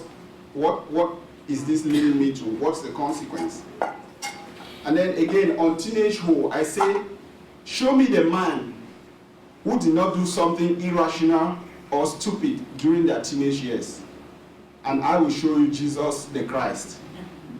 So that's the only person that probably, I mean, the Bible doesn't tell us what happened to Jesus between the age of 12 and 33. Maybe that confirms the statement. And on that, still on the religious line, I said, never let religion interfere with your devotion to God. I know Laura is timing me here, but I'll try to be on point, you know. The next one, at number 106, I said, you may not make a life between 13 and 19. You may not make a life, but you can surely destroy it. So beware of your actions, because whatever you do, unless you are like this guy Zuckerberg, who discovered Facebook, whatever you do, you may not make a life, and if you happen to make a life between that age bracket, then you are surely in the likes of Justin Bieber, but you can always destroy it. One thing you do can follow you through life. And then I go to the next point. I said,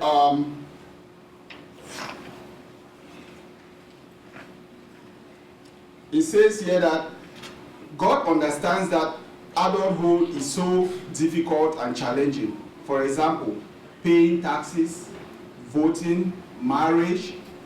That's the reason he gave us 7 years of teenagehood to prepare. So, yeah, some of them are pretty direct and really funny. And the good thing is, below every one of them, I explain exactly my thought at that moment in time. Sometimes I go back and read whatever I wrote, and I ask myself, what was I really thinking? And then the next thing that we have here is, it says, no man has ever really won a prize for bashing the parents. So I know sometimes we always have to, we tell our parents, I hate you, I don't want you, please get away from me, I'll close the door, don't come into my room. But please, you will not win a prize for that. Nobody will win an Oscar for that. And then the next one that goes here is, I say, show me. Okay, what I'm writing here has something to do with me. I'm inspired by myself here. Because like you can see, my daughter reminds me every day that I'm short of hair. So it says, you are bad when you can tell where your face begins, but not where it ends. So, I am going bad. Frankly, that statement is true because I know that my face begins somewhere here, but I don't know where it ends behind it. So. And then I'm getting the last few that I have will be, nobody ever won an Oscar for best actor of doing nothing. So, and then finally some few. I say I kind of wrote something like the Beatitudes. The Beatitudes are this. If you are a Catholic Christian, you surely know about the Beatitudes. Those things that kind of guide your behavior. What I call it here in a similar name. I give it a tenatitude. So this is, let me just read through them. Blessed are those who don't text while driving, for they shall see home. Blessed are those with the right attitude, for they shall attain the right altitude.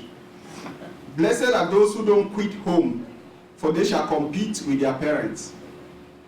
Blessed are those who use their all to do something, for they shall be awesome. Blessed are those who are above 19, for their belongings belong to them. Blessed are those who are confident and courageous, for they shall not be bullied or be bullied. Blessed are those who go to college, for they shall not do the mean jobs. Blessed are those who do not hold grudges, for they shall be called children.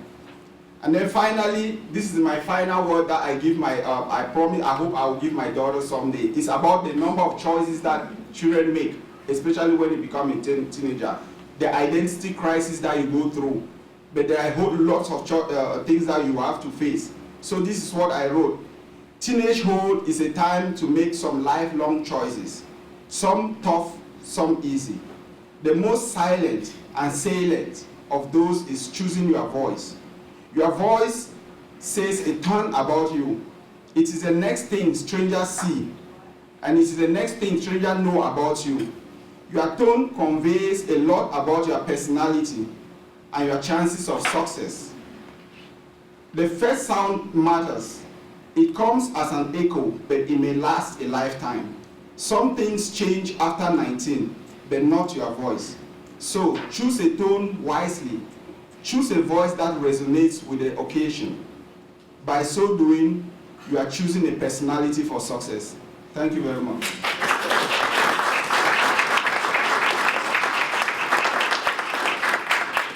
We've got 3 more readers, then we'll take a very brief intermission and have our panel discussions, just to keep you all posted on the state of things.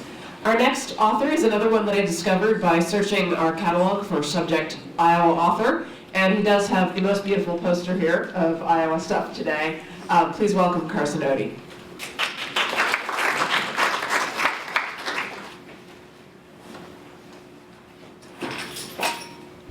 Thank you.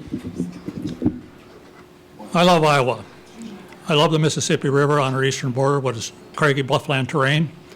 I love the Missouri River on our western border, with its table flat bottomland that goes from the river to the unique Luss Hills. I like the prairie, which is not table flat, and when you come to a rise, you can gaze out on Iowa's bountiful garden, the richest in the world. I love the interior network of rivers and streams. I love the lakes and ponds that are sprinkled across the landscape. I love the community leaders who love their towns, and I love the volunteers who work willingly and with great achievement to keep these towns vibrant. And I love my wife, Connie. Well, where are you? Behind me? Who joined me on an odyssey exploring the beautiful state of Iowa. 2 books have resulted from this experience, and I'm going to let Connie explain them and read excerpts from them. She does a better job of it, and she's much more pleasant to look at. Thank you.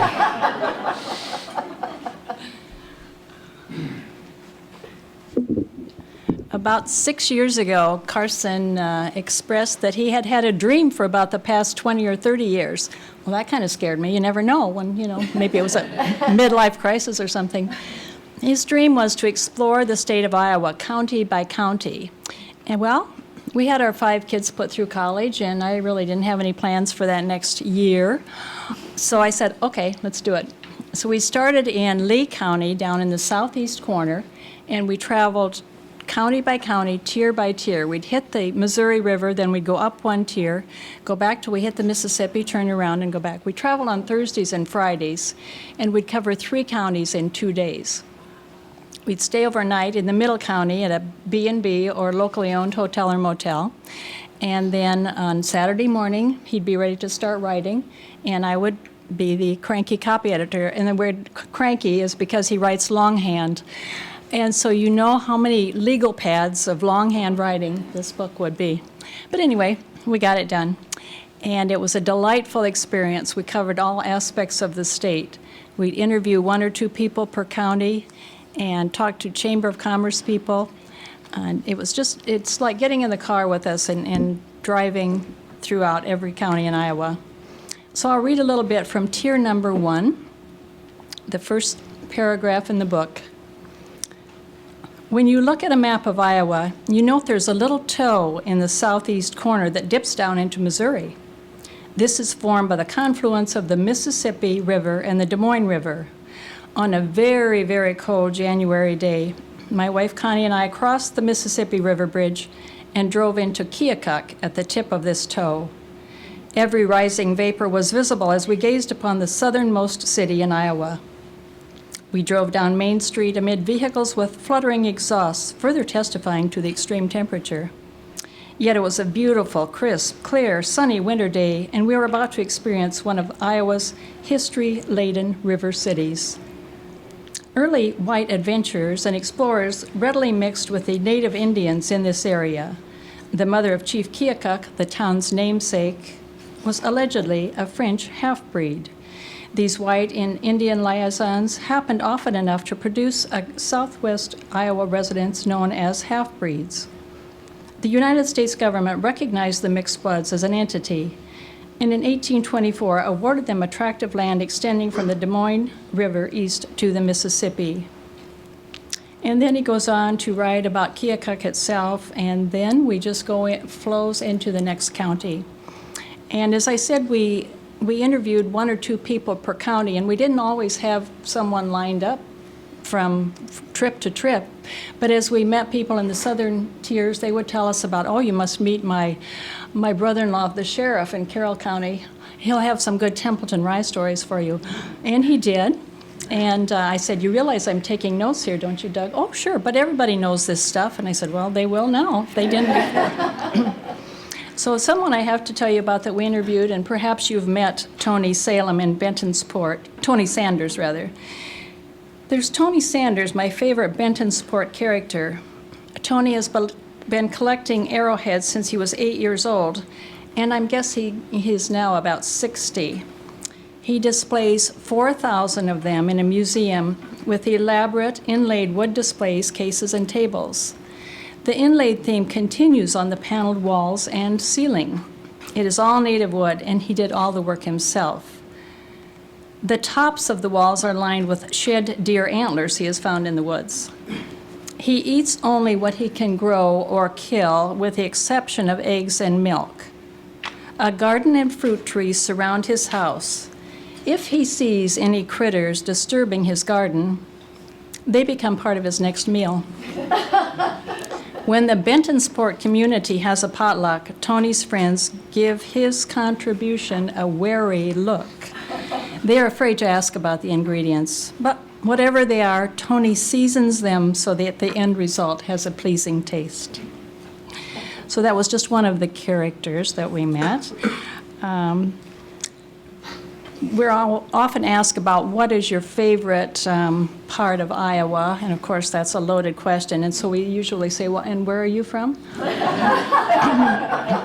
But I think perhaps Carson grew up near Decorah, and that has a special meaning. So as we're in Clayton County, a couple paragraphs about that.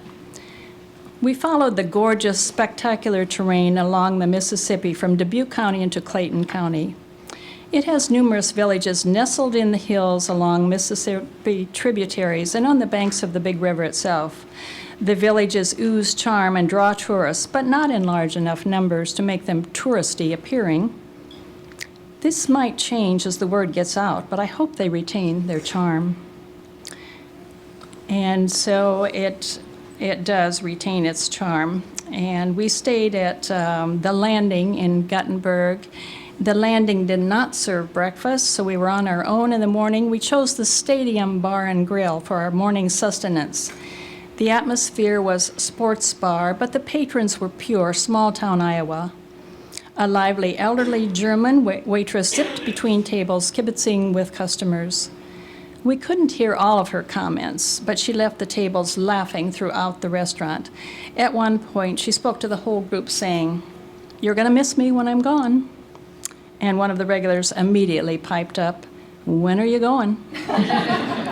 The sausage, egg, and muffin special was a perfect start to the day. And so we had a wonderful journey, and this book is 400 pages. It's heavy. I can only carry a couple of these books, and it has 1,400 color photos. When we were talking to the Chamber of Commerce people, traveling on Thursdays and Fridays, they kept telling us about their wonderful celebrations, which of course take place usually on weekends. And so that sparked the impetus for Celebrate Iowa. And Carson took 2 years to travel to as many festivals and events as he could across the state, and he managed to get to 103. I think he was the most highly entertained man in Iowa, if not America. I said, okay, only one funnel cake per celebration, or you'd be going. But he said, oh, I walk a lot at them. Okay, whatever.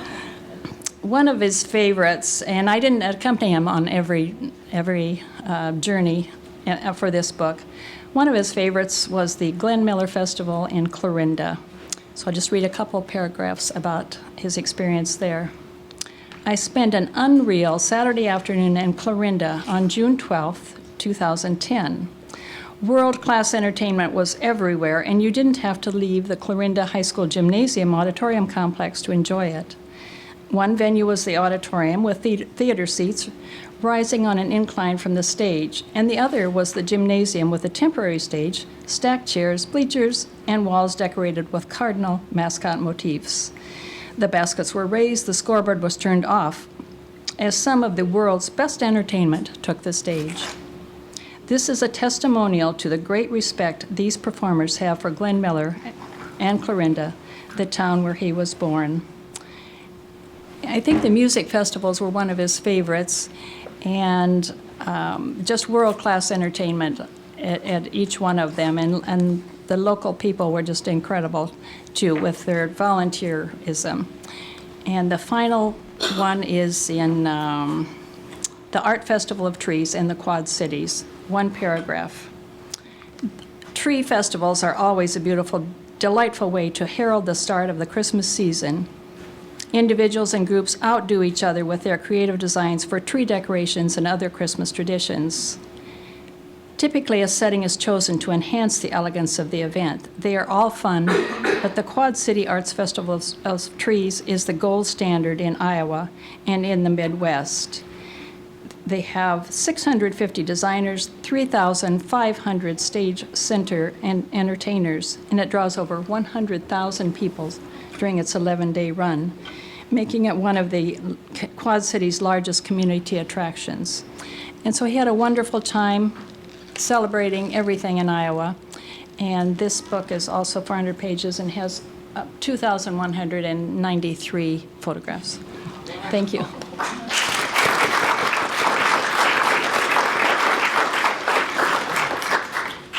As some of you know, I have a 2-year-old, and he likes to count 1 through 10, and then after that, the next number is 40. And if you know that about him, you might know that I'm about as good at counting as he is. So we are actually now here for our final reader today. And interestingly, she and our first reader both have in common that I knew them in high school. Our last reader is Heather Weber, my old classmate. Please welcome her.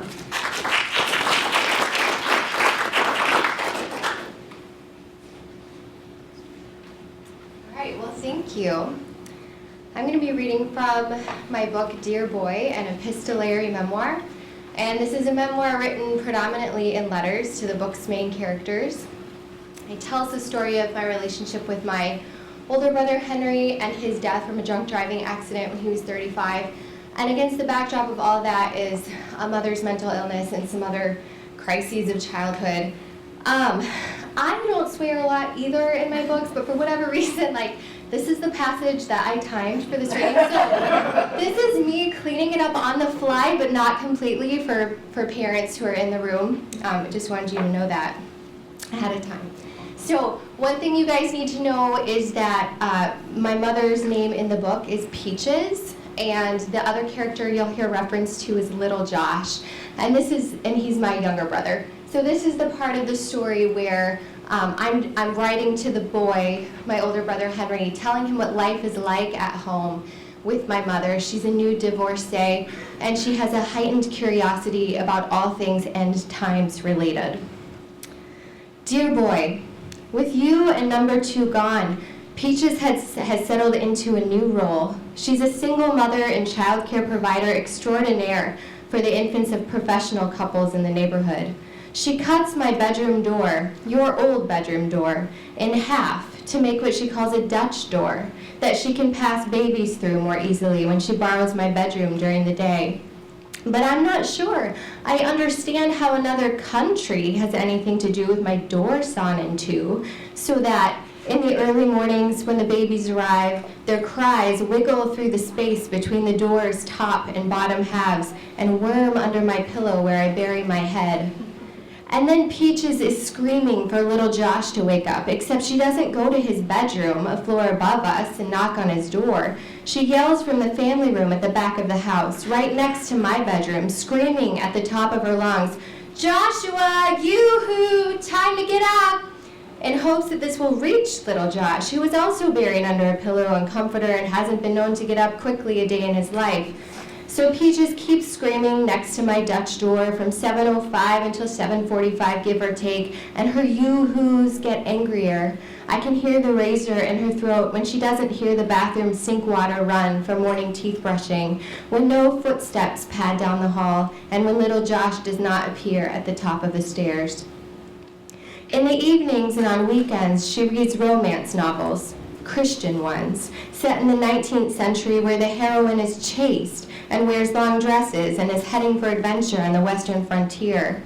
While she reads, she eats chocolate cherry royale ice cream, sometimes 2 bowls in one evening, which I notice coincides with her stomach swelling and her buttoning her sweater above the bulge like it's a baby under there when it's not. And some evenings and weekends, she's too angry or quiet or sad to read, or the library's out of Christian romance. Those days, she stays in her bedroom with the door closed, and I want her to stay there forever. Because if she comes out, it's lightning bolts and thunder, and she says nobody loves her, and she doesn't have any family around, and little Josh and I don't care about her because we don't help enough around the house. We didn't take our shoes off when we got the carpet dirty, and we didn't empty the dishwasher without her asking, which means we hate her, and we want her to die. And then she stands in front of the kitchen stove and says she wants to die. What's life worth living for anyway? And I think, me? It's worth living for me? But I say nothing and watch as she grabs her throat with her hands as if to strangle herself and makes gagging noises, and her knees begin to buckle as she leans back against the counter and, just as promptly as she starts, stops. Do I only think of the drawer behind her, the one full of sharp chopping knives, how close she is to turning and brandishing one of those? Or does she really pull it out, letting the knife glint in the light for me to see? My own special viewing, because Peaches lets no one see her this way, except me and little Josh and the neighbor girl down the street, who sometimes is caught in the crossfire, like when we're driving to church and Peaches decides I'm a no-good, ungrateful bitch and she's gonna leave me on the highway overpass or on a country road and I can effing walk home. I'm so ungrateful. But she's a good Christian mom. So after I cry or run to my room, and after she doesn't speak for hours or days, she might come softly apologizing. It's just that she never wanted to be a mother, she explains. Just that she certainly never wanted a daughter. In fact, she may have prayed it not be so, but I don't know if that's because she thinks she doesn't know how to be a mother, or if she thinks no girl could know how to belong to her properly. She asks my forgiveness in a stiff little voice, and I complete the transaction I've reviewed in Sunday school every week since kindergarten. When someone says they're sorry, you say you forgive them, boy, don't you know? And then you move on. But I can never move on because I'm building walls around the center place inside me where I have trouble feeling whether I love Peaches now too. It's not that I've ever felt without a mother. Maybe just too much in possession of one. Dear boy, some days, though, Peaches is just the right amount of mother, and she dances in the house to Motown, Marvin Gaye dancing in the streets, except she twirls in the kitchen, rubber-gloved and sweat-suited in our Midwestern neighborhood of railroad property and rolling hills. Just rolling green hills, she always says to describe Iowa, undulating the air with her wrist and forearm. We are so far from Marvin and Tammy's Motown performances, but she conjures their presence right here in our house, and my heart pinches with the bittersweet duet punched with static from her stereo speakers. If I could build my whole world around you is a hopeless daydream. I know Tammy'll never put heaven by Marvin's side. Pretty flowers will not grow wherever she walks, and over her head will be the grayest skies. But I can imagine the bloom, almost taste their fictitious love, as I join in with Peaches, mimicking her knee bends and two steps. Not sure whether Marvin and Tammy would recognize this as an official form of dance, but who cares? We crunch over leaves fallen from the ficus tree Peaches keeps standing by the wide glass door, and sometimes little Josh and the neighbor girl from down the street join in, hearing it through the grapevine, getting it on, staying together, dancing with spatulas and broom handles as the northern light seeps down upon us. Boy, you know how Peaches' religion started with the Catholic nuns of her childhood and then turned charismatic. Well, did you know that she taught me to speak in tongues and she cast demons out of her broken stereo? On one Halloween after you left, she made me and little Josh sit in the basement for hours with the lights off, while the doorbell clanged incessantly into that darkness. Peaches spoke in her otherworldly language. As time marches on from here, she'll become more susceptible to scares and rumors. For instance, someday, when I move out of the house, an organization called the Prophecy Club will convince her to sell her possessions and prepare to leave the country in advance of Y2K. She'll believe Russian militia to be hiding in World War II Japanese internment camps, waiting for the computers to go batty. And when the computers fail, the Russians will take to the streets. That's why she'll have her bags packed for Belize, where a small colony of Christians can safely live and farm the land. After that, she'll speak only of hanging on till Jesus comes, how there's nothing left to live for. She'll let herself age without too much fight, let the wrinkles and smile lines cut deep into her cheeks, and stop wearing makeup, although she keeps her thick hair flowing down to her shoulders. The arrival of red skin and rosacea will converge with her talk of impending tribulation. Someday she'll warn you of the hellfire punishment for living with your fiancée, Jenny. And once you marry, she'll scare your newly pregnant wife with warnings of, it won't be long now. For now, and in spite of her, I've decided to love Jesus. He sure helped me through Peach's faked suicide attempts and her ended before it began romance with the Greek church elder who lives with his ex-wife. Every Sunday, Peaches swooned in the mirror before church, dabbing lily scent on her neck and wrists and applying an extra layer of lipstick.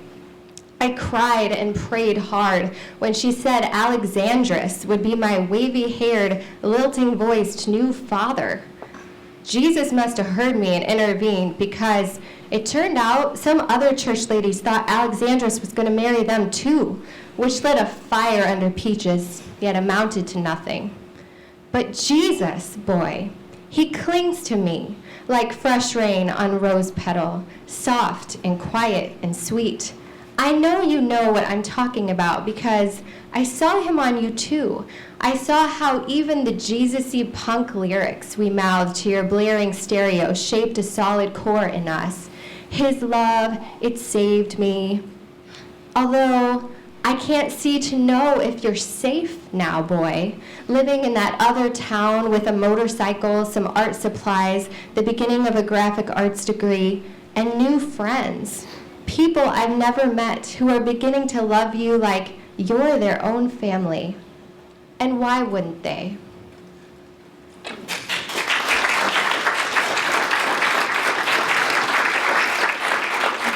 Thank you very much. If you'd all like to take about 10 minutes, stretch your legs, grab some refreshments, and those of you who are small press authors, if you'd like to assemble with your name tags up at the front, that would be great. We'll reconvene, as I said, about a little bit after 3 o'clock. Thank you.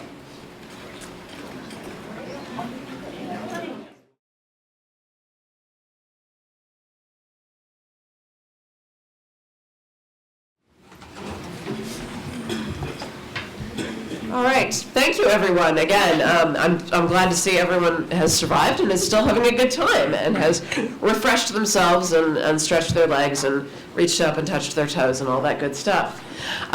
This is the small press and self-published authors fair. This is kind of the small press portion of the program. I think a lot of us, when we think of publishing, think of lavish, big New York publishing houses, most of which are, on the decline in certain ways, although also great. But there are all these really great small presses in the world, including one right here in Iowa, run by Mr. Steve Sumpkin, who's here along with his intern, Jennifer, who will also have a few words to say, I think. So all of our writers who are up here now are people who've worked with these kinds of small presses, and I'm just going to ask them to go through and just very briefly talk about, if you would, sort of what made you pursue a small press, how you decided on one, how you found one, what led you to that route for your publishing. And again, if you can just kind of, a few words on that, each of you, and we'll start down at the far end there with Adam.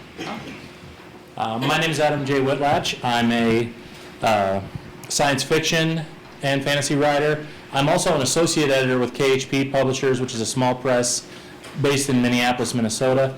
I got connected with KHP through my Weller series, which I have one of the books there here that I'm selling.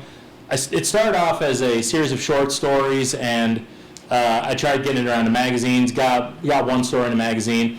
I got to know the editors at KHP through social media, and they said, well, we're looking to do a line of e-shorts, and we would like to do this, and we tried it, and it sold pretty well, but the head of the company said, well, I want a novel. Give me a novel in this. So I wrote a novel in the series, published it, and for college, I got an internship through KHP, and at the end of the internship, they said, you know what, let's give you a job.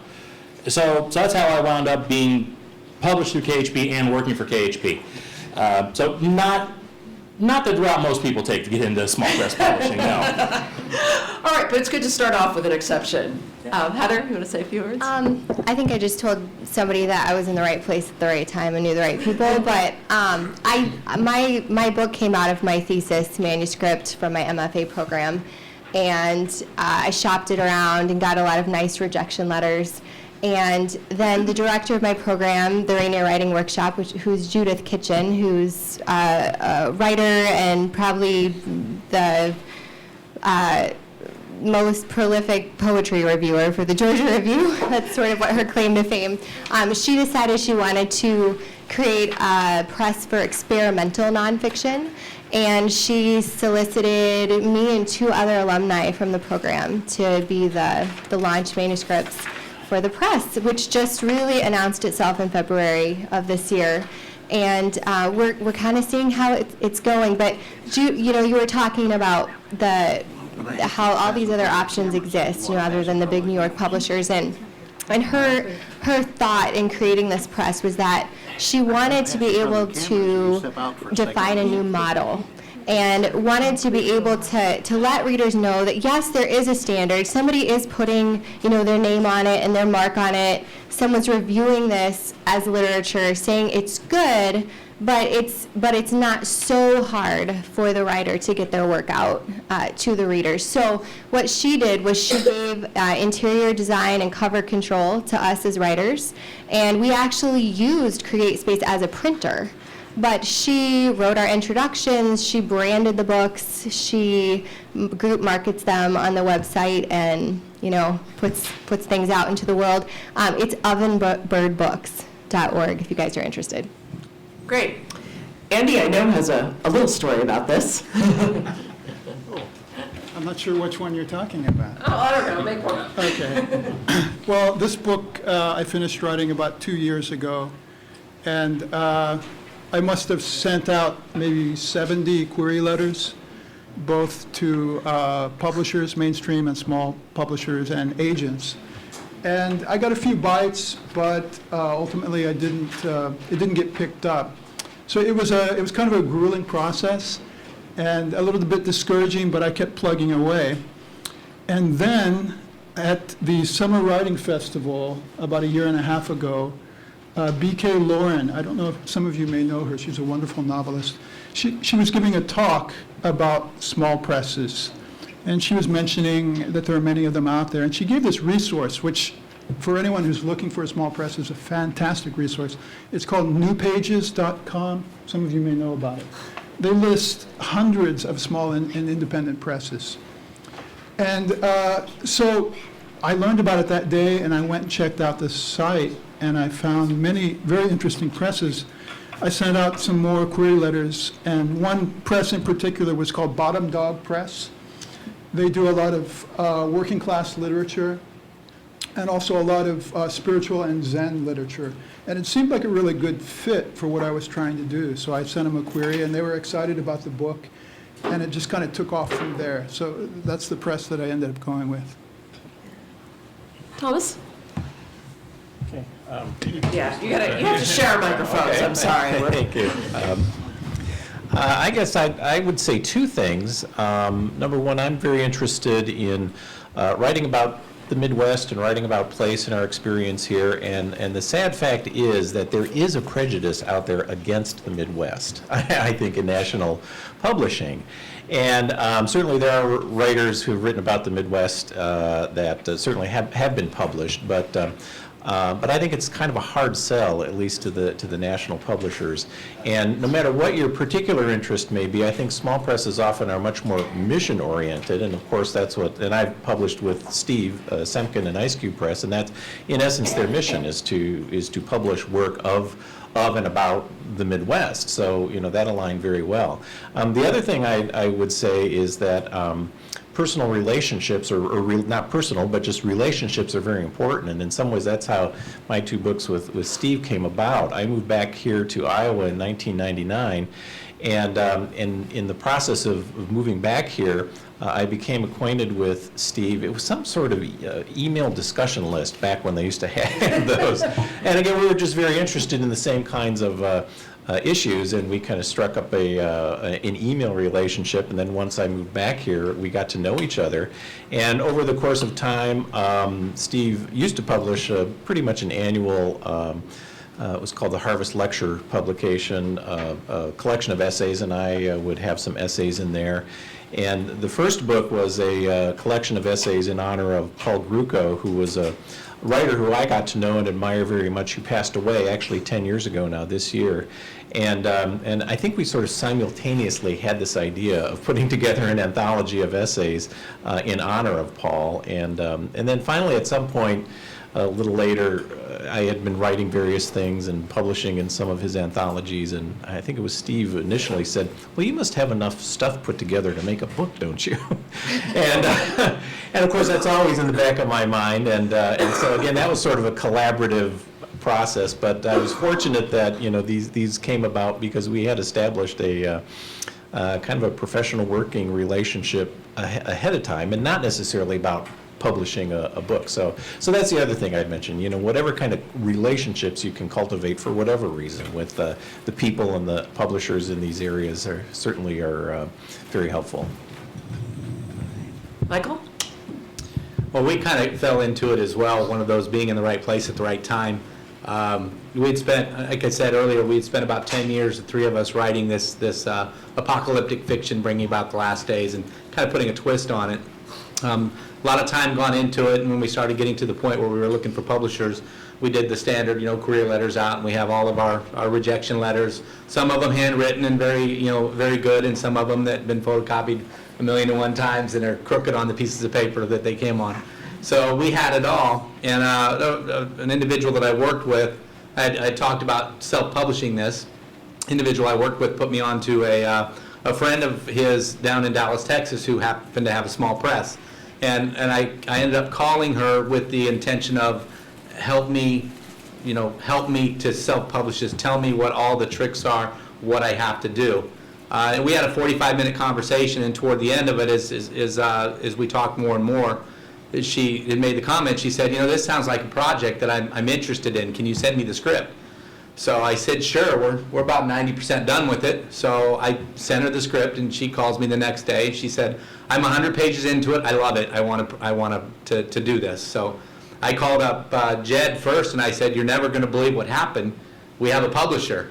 He's like, you're lying to me. I'm like, no, we have a publisher. So that's how we ended up with Embedzi Publishing, a small press. And it's been a wonderful working relationship. One of the really nice things about working with a small press is we have Karen, who does a lot of the editing. She has an editor that lives in Denver, Colorado, that's a professional editor that works with her. She's got several artists, and we have all the say in the world on what we do. We put this huge book together, and it is rather large, and she was willing to let us have so much creative control over it that when we put it out, it felt like it was right from our heart. And it wasn't something that had gotten just hacked down to nothing from somebody that we didn't know anything about. So the small press, that's what I love about being in a small press. That's what I love about the people that I work with. And I think it really helps us bring out the essence of what we do. All right. There's no way I can answer, there's no way I'm going to be able to answer this question quickly. Because I've been... So I'm not even going to try. I'm just going to give you some highlights of being a small publisher. Is that it's the most passionate thing that I've discovered that I can competently do in my life. I started 21 years ago now, and so now that I'm Iowa City's newest senior, now I can go to the senior center for free. Man. I'm going to walk in and let them all know. I guess I'll just tell you some of the things that I feel like I do that surprise writers to a certain extent. I think, and you're a perfect person to go before me, because at first, one of the main things I've learned about being a small press publisher is that the passion of what I get submitted to, what I says submitted to me is I really respect all of the writers that submit things to me. Because I know that beyond their kids and beyond probably their marriages, their book is oftentimes the thing that they have put the most effort into. And so when I get handed those submissions, I don't really take them lightly at all. I realize I may not get back to you as quick as you want, and I may not have the answer that you want, but I do fully respect that I'm getting something that everyone cares about. And I think that writers forget about the role, I mean, how passionate the publishers are. Because I know a lot of the times I think to myself, I need more books. And from the writer's point of view, you're thinking, well, I can solve that problem for you, no problem. I've got like 16 books ready to go. And so it's real hard to figure out what you're going to put your money into and what I'm going to put my time into. And so it's almost as hard for a small publisher like me to pick the book as it is for you to write the book to a certain extent. But I think you should always know that most small publishers, I think, really, really care about what they do. I mean, I met Tom. It was like over time I realized that this is someone that I could count on, that I really respected his writing, and I just knew that that was the right person for me to work with. A lot of times, if someone calls me up to find out if they got their book, in some ways, I sort of feel like saying you shouldn't have done that, because now I know I'm probably not going to take you. But there's a real fine line. I have to get along with the person in order for me to help them. And the other thing I've realized as being a small publisher is that I am just the one person. And so I realized that I'm not going to turn you into a national bestseller. And in fact, I don't know if I could even survive if I sold 1 million copies of something, because I don't know how I'd get all those orders out. I certainly couldn't afford to pay for them ahead of time. But I lost my train of thought. I should go back to that good line about, well, I forgot what I was saying. Anyway, I care about the books, and I think a lot of the times the writers forget that. I'll get back to what I was saying in a little bit. Someone will ask me a good question. And Jenny, I understand you're interning with Steve this semester, and he says that you might have a story or two to tell us about sort of the process of getting query letters and manuscripts, and what that's like when they. I don't know if they still like arrive in boxes on your doorstep. Probably not. More with the email. Yeah. Anyway. First, I should introduce myself. I'm Jenny. I'm his intern. I'm a senior at the University of Iowa, and I'm an entrepreneurial management major, despite how many think I'm an English major. So, with your question, Steve actually gets the submissions first, and so he has to send them to me, so I don't get any like paper form submissions. And if he does, I wouldn't see them. And so yeah, I get to look at queries, and I'm actually the one who says, I like this, or I don't like this, and I'm ruining all your dreams when I say no. And yes, what else to say about that? You're coming up with ideas, that's good. Yeah, like we started a blog. Yeah, we started a blog, I run it. It's pretty much, these are fictional queries we write up, and I critique them, and I explain why this is bad or how to improve this. Because well, for me, like, I know it's not fair to judge a whole manuscript on a query letter, but I know a lot of people, they submit too soon, and the problems I see in a query letter, I'm afraid they might show up in a manuscript, and I know that some of the problems Steve doesn't want to deal with. He doesn't have the time or the money to spend on fixing the manuscript.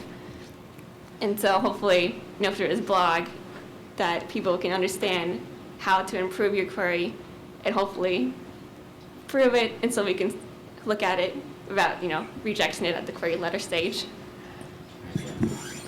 That's fascinating to me that you aren't an English major, because when I stopped when I stopped trying to be a writer and I became a librarian, I discovered that I was actually as interested in readers as I was in writing.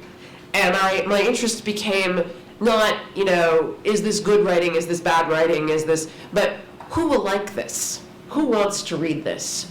Who is the reader for this book? And what is the book for this reader? And that's what I get to do every day as a librarian, which is really great because there's a reader for everything, almost everything. I don't know that there's anyone who really likes reading the phone book, but who knows, there's a scene isn't there a scene in a John Irving novel where one of the characters is reading the yellow pages? Yeah, anyway, so you never know. There's a reader out there for almost everything, and finding those connections. And so knowing that sometimes, we think, well, I want my work to be evaluated by the most trained and highly educated and best writers in the world. Well, no, sometimes what you want is your work to be found by the person who is going to care about it. Anyway, and I guess we do want to move on and get the self-published people a chance to talk as well, but I would like to just pose one last question to those of you who are up here, which is actually kind of an open, is there anything else that you'd like to say about the process of, I know Steve's like, whatever, man, I'd like to go on all day. I could just give me the stage for this. No, sorry. But, is there one thing that surprised you? Is there one thing that you would tell someone who was looking for a small press? Is there one thing you wish that you'd known before you started? Just anyone who'd like to leap in to this. I just wish I had known really about how many there certainly were out there. I would have tried probably a long time ago to work with a small press as opposed to one of the big five now. The industry has changed. It is a small press, self-published industry. I would have liked to have known that probably before I found that out. I remembered what I was going to say. Okay, Steve's remembered. I remember that great idea that I had. I forgot it again. No, I'm just kidding. No.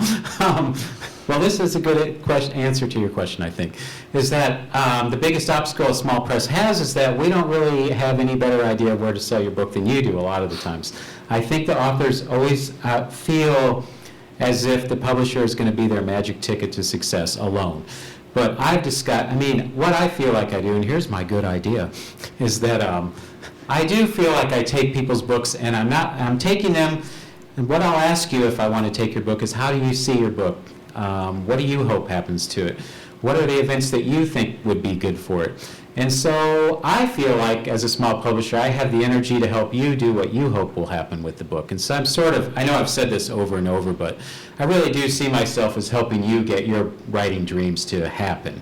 And so what I'm doing is listening to you, and if you know what you want, and you have a bookstore that you want to go to, you have a library that you want to read at, I will definitely help you with that. And I think that you need to see your small press publisher as your partner, absolutely, because, like I said, we are very passionate. I mean, I haven't done anything through my 30s and 40s other than deal with books. I'll go to conferences and say, I make all my money through words and books, and that's true. And all of you realize how hard it is to write, and it can be thankless at times. You feel like no one's there to your readings, no one's there to read it. And so I guess in some ways I want to prove to you that it is worth doing. And I believe in you once I take your book for sure, and I want you to write as much as you can. I'm touched. Anyone else? Andy? Yeah, I want to throw a cautionary tale out there. I'm very happy with my publisher. They did a lot of good work in terms of promoting and layout and design and different things like that. However, there was a moment where I became very upset with the publisher because there was a problem with typos, and most readers probably don't care that much about typos, as much as writers may care. And I remember shooting an email to Steve, I don't know if you remember this, Steve, asking about Bottom Dog Press, and I'd seen some typos in the different books. And you said, well, remember that small presses have a very small staff, and sometimes it's hard to catch everything. My feeling was that the first run, which was pretty small, of the book, had too many typos in it, and I didn't know that it was up to me to see the book in its final stages and make sure that everything was the way that I wanted it to be.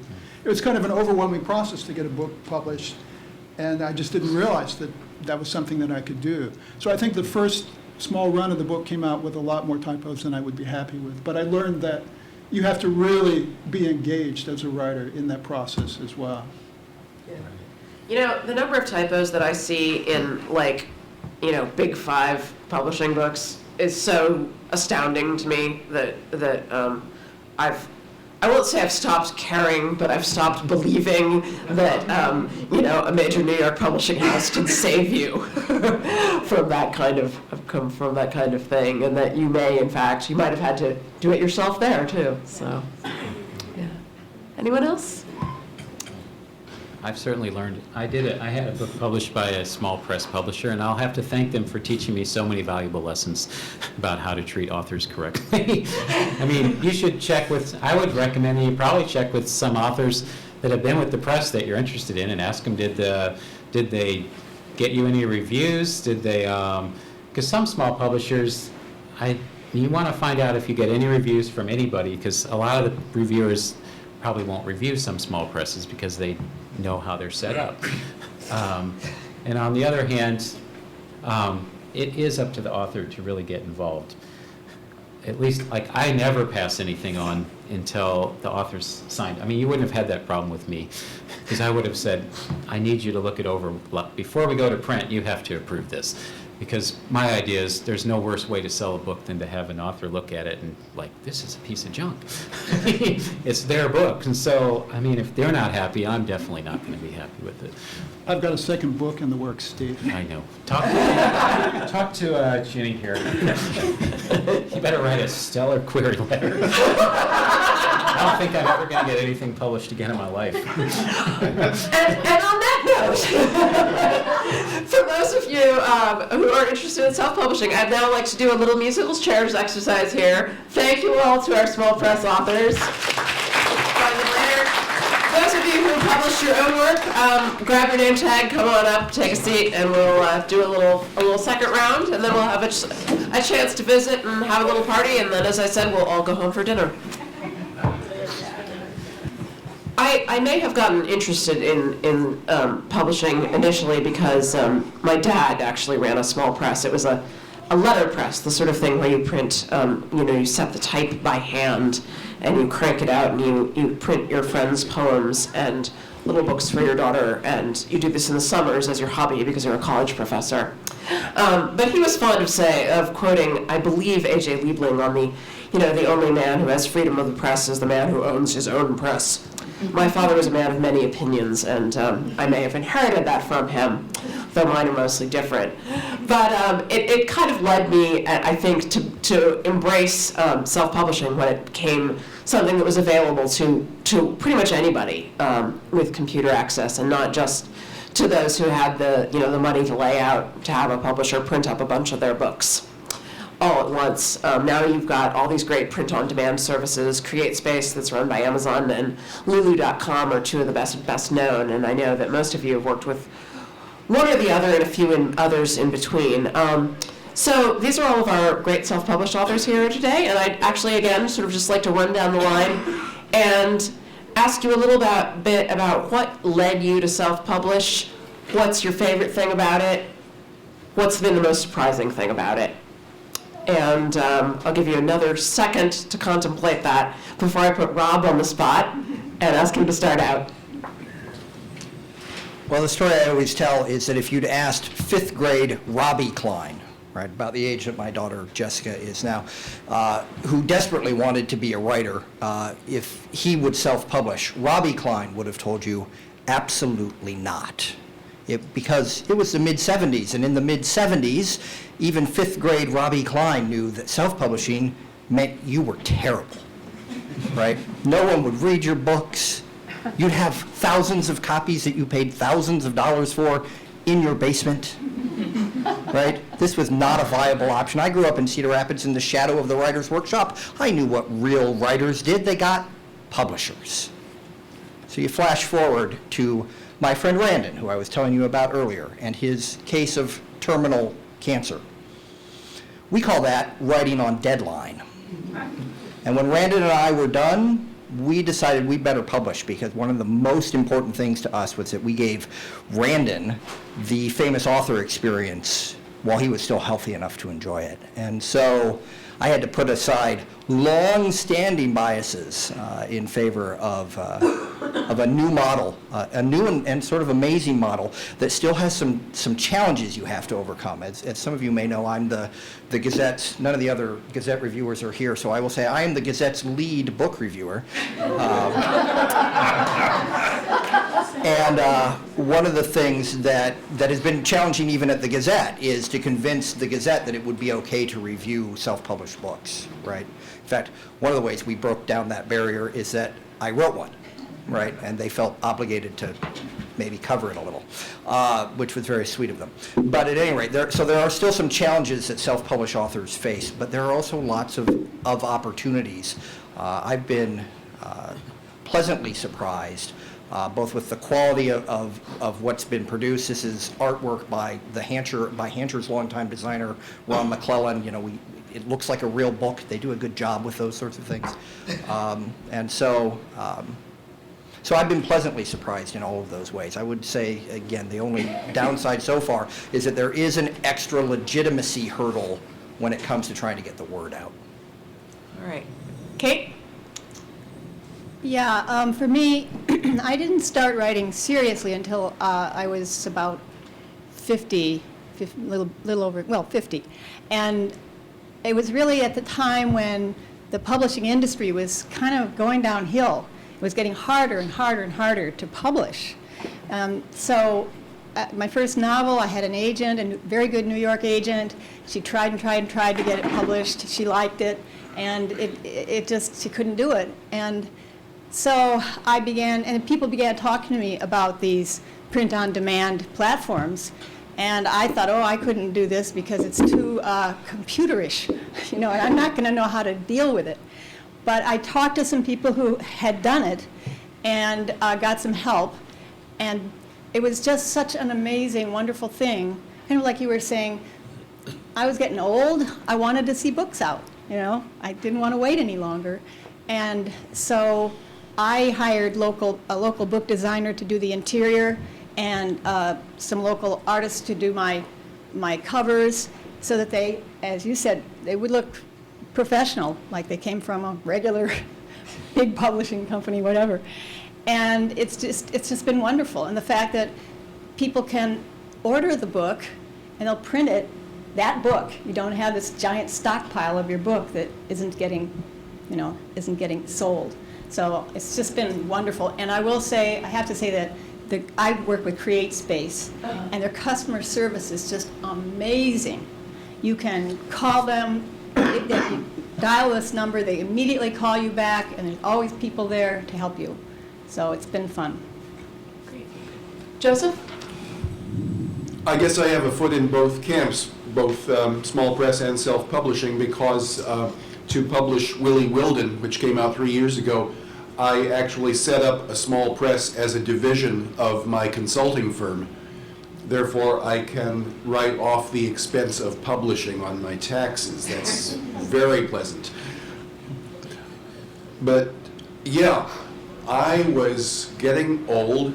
I had this, what I thought was a really good novel. I've been making my living as a writer, strictly as a writer, for 30 years now.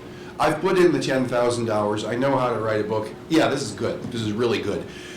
But I knew that a 160,000 word novel by somebody who has never been known as a fiction writer, no agent is going to even look at it, let alone any publisher.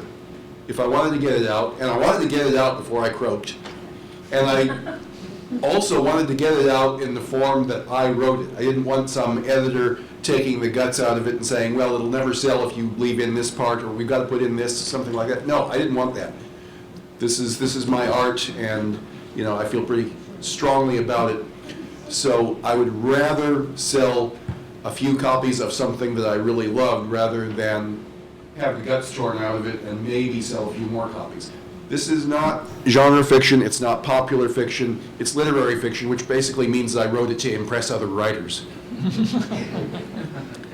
And I'm really happy that I did it. It's not selling a huge amount. I don't think I made significant money off of this book, but it's what I wanted to write, and it's out there, and I'm proud of it, and I've got another novel coming out this fall, so look for it. All right. Go for it.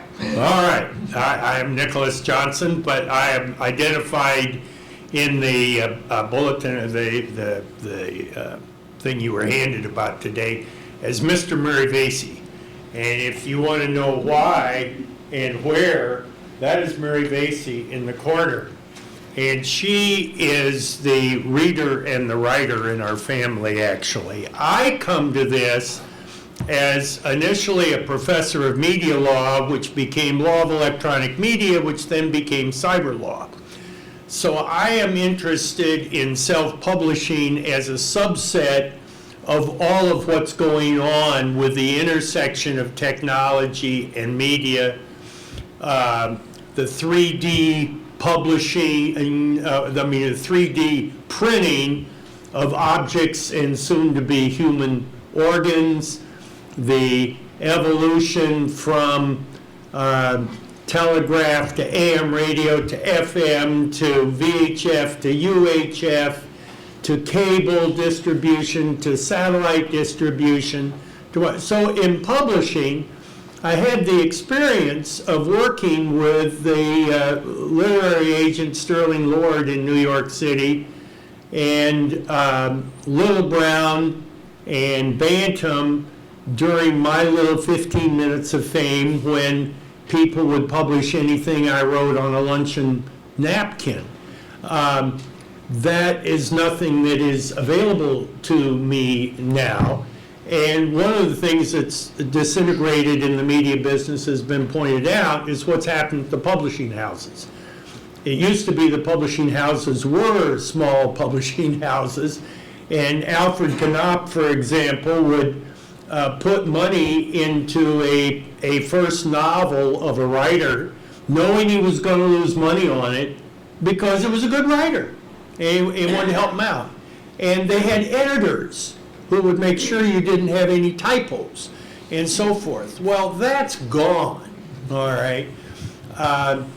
And so there's the same phenomenon in Hollywood I'm familiar with, going from the studios to the independent producers in independent films, and we've got an outlet for that now in Iowa City we didn't have before. So that's the overall context in which this interests me. So I view self-publishing to regular publishing as a blog is to newspaper columns. And I've been a nationally syndicated newspaper column writer. The advantage of the blog is that you wake up in the morning, you read the papers, you're mad as hell and you're not going to take it anymore, and you've got your blog essay written. If you get up and start working at 4:30 or 5 as I do, your blog is up and published by 6. Whereas, and then the editors come to me and say, can I use a variation of your blog as an opinion in my paper? That's fine. But if you're writing columns for the paper, you may have to wait 2 weeks for it to be published. Similarly, with old-fashioned publishing, you've got a lot of hassle to go through if you're in that tiny percentage of people that they would be interested in publishing. Whereas for the reasons Joe laid out, you've got something you want to say and you're capable of producing it on your own. This is also an illustration, as has been pointed out, of just-in-time inventory, which is something that fascinates me in business, how you can run a business without having warehouses and so forth. Well, this is the equivalent of it in publishing, and that makes a big difference. And I, once again, talked too long. And thank you for letting me ramble on. But that's how I got interested in this, and now it's personal to me and getting my own stuff out there. Jason? So, I feel like I've had the benefit of being in and amongst the death of two media industries now. I'm starting to take it personally, quite honestly. In the mid to late 90s, I was making music and was in the midst of almost making a living at it, having the next step be make a living at it, at least for a short period of time. And then the internet killed the record industry, and everything contracted. Fast forward 10 years, I finished my book after I came out to the writer's workshop, and I had an agent, and I finished the book, and she had quit agenting because she had a second child. And so in the time it took between when I got into a relationship with her and when I was ready to shop the book, the whole industry had changed. And so I sent the book out a bunch and got a lot of those very kind rejections and some not so kind. But as that process was going on, I realized that it was going to be a very different kind of book than I think any publisher would put out in the way that I wanted it to be put out.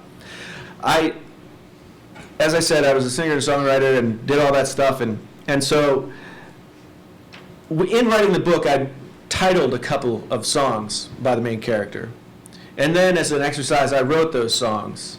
And then I started to think, what if I wrote an entire album's worth of songs that were intended to be the main character's songs? And I knew that there was no way that I was going to be able to convince a traditional publisher to also pay for me to go in the studio and put out a record that they'll then have to reproduce and package with the book. So this was at the beginning of the crowdsourcing that is now pretty ubiquitous throughout. So I went to Kickstarter.com, I made a 3 or 4 minute video that explained what my project was and said, this is how much money I need to do it. I ended up, it was pretty cheap too. The one thing that I had the ability to do is I worked in publishing, I worked in advertising. I'm a copy editor, I know how to do graphic design, I run a literary journal right now, so I had all of that. Plus I had my own studio, I knew how to do all that. So I just said, if I get this small chunk of money, I can make the book and I can make the record. And I can make it value added for the people who are pledging by saying, if you want to give me $50, I'll print a hardcover through lulu.com and send you that along with the record. Or, $25 gets you the paperback. And I saw that as almost a step back to when you would have patrons, people who said, we believe in your work, and we're gonna step up and say some small portion of what it takes for you to do what you need to do, we'll help you out.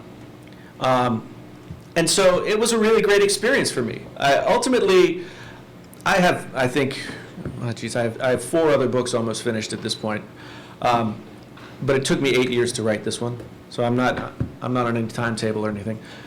But I'll explore the traditional publishing route again, but I also know that I have the wherewithal to do it on my own. The one problem is, at the end of the day, I'm only one guy. And I can't do everything that I want to do for the book by myself. And that's where I think the role of a publisher, like Steve was saying, the role of a publisher is to be that couple of more people who can help you get into libraries, who can help you get out to readings, who can help you get to festivals, or who can help you just, do some of the stuff that maybe you can't do everything on your own. So that's sort of where I come in with it. All right. Carson? Over the years, I made my living as a graphic designer and illustrator, and I wrote copy for some of our projects. My wife Connie was my partner in this endeavor. She did everything but the artwork, and she supplied my greatest need was she's an excellent copy editor. So when the children were out of college and our expenses were down, we took the plunge into writing this book on Iowa. And we spent a year writing the book and exploring the state, and I wrote as we went, and at the end of the year, we spent 3 months putting it on the computer. Because I have this talent as a graphic designer as well as a writer, and Connie has complementary talents as a tech person, we were able to do all the work ourselves. But I did have a plan of taking the work ready to go to press and go to a publisher with it. I actually called a couple of them, and they had no interest at all when they found out how big the book was and how much color there was in it and all that type of thing. They weren't going to take a chance on it. I had this folder where I was going to put these replies from the publishers in, and I looked at it recently, and there's nothing in it. So we did the publishing route. We got it printed, and then the hard part came promoting the book. I grew up in Norwegian communities up in northeast Iowa and southeastern Minnesota, and they frowned on self-promotion. So they were really upset with me the way I turned out after trying to promote the books. We really worked hard at this part of it, and we called on retailers across the state, and we lined up a lot of them, and we got it in all bookstores on our own. So it's been a lot of work the whole way, but things have gone well.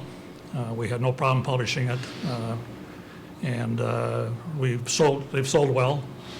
We're up to 10,000 on the Iowa Spaces book. So the end result is things went quite well, and we're thankful for that. Bill? Well, like everybody else here, I think I started the public going through the traditional route, going to the people in New York who are soon going to all be in the Hudson River. But the first thing I ran into was this 80,000 word limit. Nobody wanted to even read it or hear anything about it if it was over 80,000 words. And my novel was 160,000. So my choice was to either cut it in half, which I didn't want to do because it wasn't written that way. It didn't feel right. I could gut it, which I didn't want to do that either, or just say, well, to hell with it and go ahead and publish it on my own. So it was the only way I could keep it the way I wanted it. And as much as I wanted to get published by some big company, I didn't want to sell them everything. I didn't want to let them hack it up. Hear, hear. So it was just go ahead, do it myself, and roll the dice and see what happens. And so far, I'm very excited. I'm happy if I get maybe 5 sales a month. I'll be perfectly thrilled with that, because I know for somebody like all of us, you're starting by yourself, you put your heart and your soul into it, you do everything you can, you do all the promotions yourself. 5 sales is good. I have no problem with that. All right. And Edwin? Yeah, it appears everything has been said. So I don't know what to say anymore. Well, what got me into self-publishing is, just like others have said, is their need to publish as soon as possible. My book, what I've written here, is some sort of an inspirational writing. And like every inspiration, it doesn't last for long. So I need to get this thing out. If not, I'll forget everything that I ever thought of. I mean, sometimes I even write before I even explain what I was writing, everything is gone. So how about I have to wait for back and forth discussion with the publisher? That doesn't mean that if I had the option to publish with a press, a small press or a large press or a national press, I won't seize it. I will jump at it. Now, another reason that I wanted to attempt self-publishing is I wanted to try something bold. I wanted to be able to do something for myself. So apart from the fact that you are assured that, at least your book will be out there, it gives you the chance to learn something new. So for those of you who are thinking, who are kind of conflicted between publishing with a small press or doing some self-publishing, I think there are resources out there. You just need to go to the internet, go to Google and type that question. There's a good blog there on comparing self-publishing, the advantages and the disadvantages of self-publishing and going with a national or well-recognized press. Those, a few of them will be like your distribution and when you self-publish, you don't get that distributional channel that a recognized press will avail you. And then if at all the disadvantage with self-publish, with going with the national press is, again, like the time, the editing, and sometimes after that you still get the rejection. Now, with respect to, I said initially that I do self-publishing. I do inspirational writing. It's completely non-fictional. And right now I'm also working on something that my own writing usually comes from. I start by trying to solve my own problem. Like I told you when I gave my talk, I wanted to write something for my daughter to see what if I'm not there, at least she has my words, she knows my mind. There is something that conflicted me again at work. The first time I'm a statistician by profession, I work for ACT. So the first time I started working, when I talked with my advisor, he said, Edwin, you know that you have a lot of very good ideas, but you don't focus. That is just the point, that I don't focus. And because of that, I'm developing a book right now on focus at work. Some principles of focus at work, where I'm looking at a lot of other things, trying to establish that focus that will give you productivity, to sustainability, health, and complete commitment. I intend to publish again, do some self-publishing, but after listening to Steve and Jenny, I think I'll give small authors a try. I mean, I'll give them a shot. I'll talk with them. But again, I think, like Laura said, there is the Create Space, there is Lulu. They have all kinds of things out there if you have the patience to do it. They have all kinds of things out there for you to come out with a professional copy. And at the end of the day, they always send you a proof copy that you need to look at it to make sure you are very satisfied before they go on to make it complete, to make it as a book. And then again, that idea that they only print on demand is really interesting. So these are the sort of things that, as if you want to consider those two things, please think well about those. Thank you. All right, thank you.